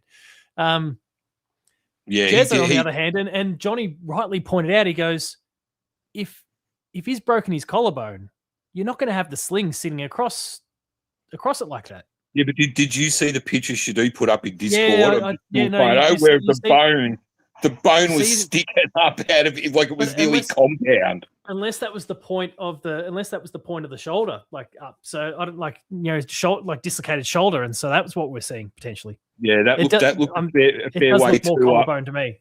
It does look collarbone to me too, but I'm living in a bit of hope based on that observation of the photo because it's a fairly decent point that he made actually. Yeah, even if but then again, Shadu also says my brother broke his collarbone and had a sling. So yeah, I would suggest that he's probably been bloody jabbed to the hill because that's true too. Yeah, so he'll be pretty used to it at this point too. Yeah, so who knows? But I'm wondering if the poor bugger's going to be able to lift his arm by the end of this year. Look, let's just tank a little bit and go chasing some good draft picks. We've got Noah Williams, who's one of the top 10 fancies in the draft this year. I'm kidding about tanking, but he's one of the top 10 fancies in the draft this year. The further we slide, the more likely we are to grab him. There's some other blokes running around that are pretty decent too. So Jack Pickett, he's the one that I want everyone watching. Jack Pickett is the one to watch. Yeah, and he's right under our noses at the Geelong Falcons. Well, I maintain. If it looks like we're out of the running for a couple of these blokes that we were keen on, but seriously, I would be having a serious chat with Mitch Lewis. Seriously, why not? I would be having to look. I think he's exactly the sort of bloke that we could use, and as I said last week, we could use him to free scratch up and get him to give you the opportunity to run around instead of having a situation where we're trying to kick it on top of his head all the time while he's got 2 or 3 defenders hanging off him. But anyway, I'll give you my vote. I'll let you get back to the family. Oh yeah, I better get myself inside. Yeah, so I'm giving 3 votes to Tom Stewart tonight. I thought he was the only thing that stopped us getting blown out by 6 goals in the end there. He was good all day, but he was the one guy that was desperate in that last quarter and did everything he could to try to keep us, stem us afloat. Try to hold back the tide. I'm going to give 2 votes to Ollie Dempsey. I thought, he sort of got us going, and I thought he was pretty consistent for most of the day, even though he wasn't quite as exciting as he was in that first quarter. And 1 vote to Sean Manor, just purely because, he did tonight. He was in a position to do those things that he does so well. Mr. Greedy just couldn't help. Mr. Greedy had a good old fashioned feast tonight with 2 or 3 absolute pearlers. So yeah, vote for him for tonight. And good to see him sort of at least hitting that kind of touch again because it's been missing for a little while. Yeah. I don't know. Greedy little bastard, but nearly won us the game. Nearly won it with his pants down. So that was bringing back the memories. I said in Discord, that's Morris. Oh man, that was I just remember watching that. I remember watching that game, and it's like his pants are falling down. It's like he's running around with his jocks on. It's like, you watch. Someone's going to give you the ball here, and they did. It's like this is how good. That was the last game of 2007, which was also unfortunately the game Matty Egan got. Yes, had got the career-ending injury. But I was over at a mate's place watching the game, and I just said, "Look, mate, this is how well we're travelling at the moment. We got blokes out there getting kicks in their underpants." Shit. All right. Well, thank you as always for coming on board. No worries. Ben's just dropped the fine wine. Oh, he's just dropping. Ben's just popped in right near the end of it, but yeah, he's shouting out the wine curtains. And there's been a lot of love as always for the blinds in the background. Yep. So yeah, they're still going strong. Well. All right. Hopefully looking forward to do it all again next week. Hopefully a win that we're talking about. Yeah. Yeah, well, I don't know what we could be reaching Carlton. We could be reaching Carlton territory if Fine. Noah if we- Williams, Jack Pickett will grab them all. Yeah. James Riley has his son coming through, I think, this year as well. Let's scoop him up with a cheapy father-son. Let's just go for it. I will leave you with this. I will leave you with this thought. How funny would it be? Because you probably saw Ben put up the little meme of Elaine sitting in the cafe inside the going, I've become George, like saying we've become Carlton. How funny would it be if somehow we lost enough games and wound up with Cody Walker? Well, just put a bid on him. That's all. Just really fuck him around. Yeah, that would be Go good. for Dougie Cochran while we're at it as well. We'd have to finish dead last, but yeah. Well, unfortunately, yeah. Well, we're not going to be able to do that. No. All right. Anyway, I'll speak to you next week. Chat soon. See you, mate. All right. Bye. All right. That's where we'll wrap things up for tonight. Thank you, everyone, for having tuned in. The Cats went down to the Giants to the tune of 13 points. Another disappointing one. What's that? 5 from our last 6 that we've lost. It's pretty ugly stuff at the moment, but there's still some positives in there. We've discussed a few of those tonight. And there's certainly, I think, some opportunity on the horizon for someone like a Jay Polkinghorne. So let's make sure we're really clear now. Geelong coaching department. You're watching, you're listening. Please, just someone watch and listen. We've been giving you all the answers for years and you haven't paid any attention. Jay Polkinghorne, this is your chance to debut this wonder kid. Paddy Dangerfield, clearly carrying some sort of injury. Jack Henry out with a foreskin turkey slapped straight to the neck. Jeremy Cameron, collarbone, shoulder, whatever it is. This bloke kicked 5 goals, 3 today, and he's an absolute rock star. Get Jay Polkinghorne in, stat. And if not, then just tank. And yeah, let's go and chase Noah Williams with our first pick. Jack Pickett did his ACL and MCL earlier in the year, so he was meant to be like top 10. We're gonna get him for peanuts now. Get him and just load up. Anyway, thank you all for having tuned in tonight. The Cats went down by 13 points. The Giants 12-14, 86 to the Cats 11-7, 73. We just packed up and went home about the 3/4 point of the third term. Really disappointing, but we'll see where we go from there. Yeah, I don't know. I keep going like turtleneck rather than turkey slap. I don't know. Anyway, here's what it is. It's gross. Foreskin-induced throat infection. That's it. Disappointing game from the Cats, but we'll rebound. Make sure to tune in tomorrow where I'll have my Max reaction video, and I'll break down some of my thoughts in a bit more detail, though I've aired a lot of that tonight, so tune in anyway. Thank you all for watching. Remain Geelong strong, everyone, and I will see you later. Go Cats.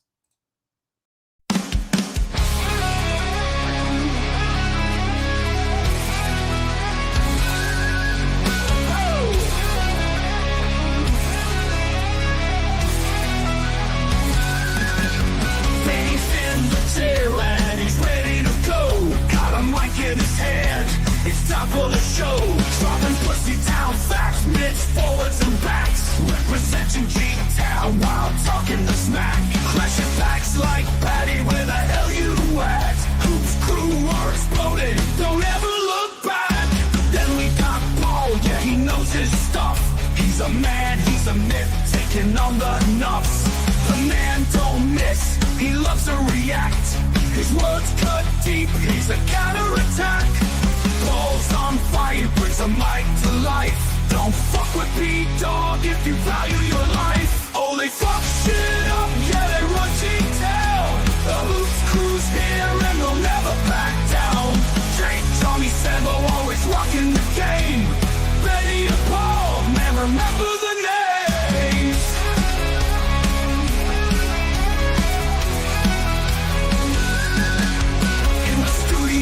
Jake's bringing the noise with Johnny and Sambo, the chaps, chat boys, they're electric and they're ready to roll. The boys are on fire and they're taking control. Recaps and previews, yeah, they cover it all. Part of the Hoops crew with Betty and Paul. They fuck shit up, yeah, they run G-Town. The Hoops crew, baby, they'll never back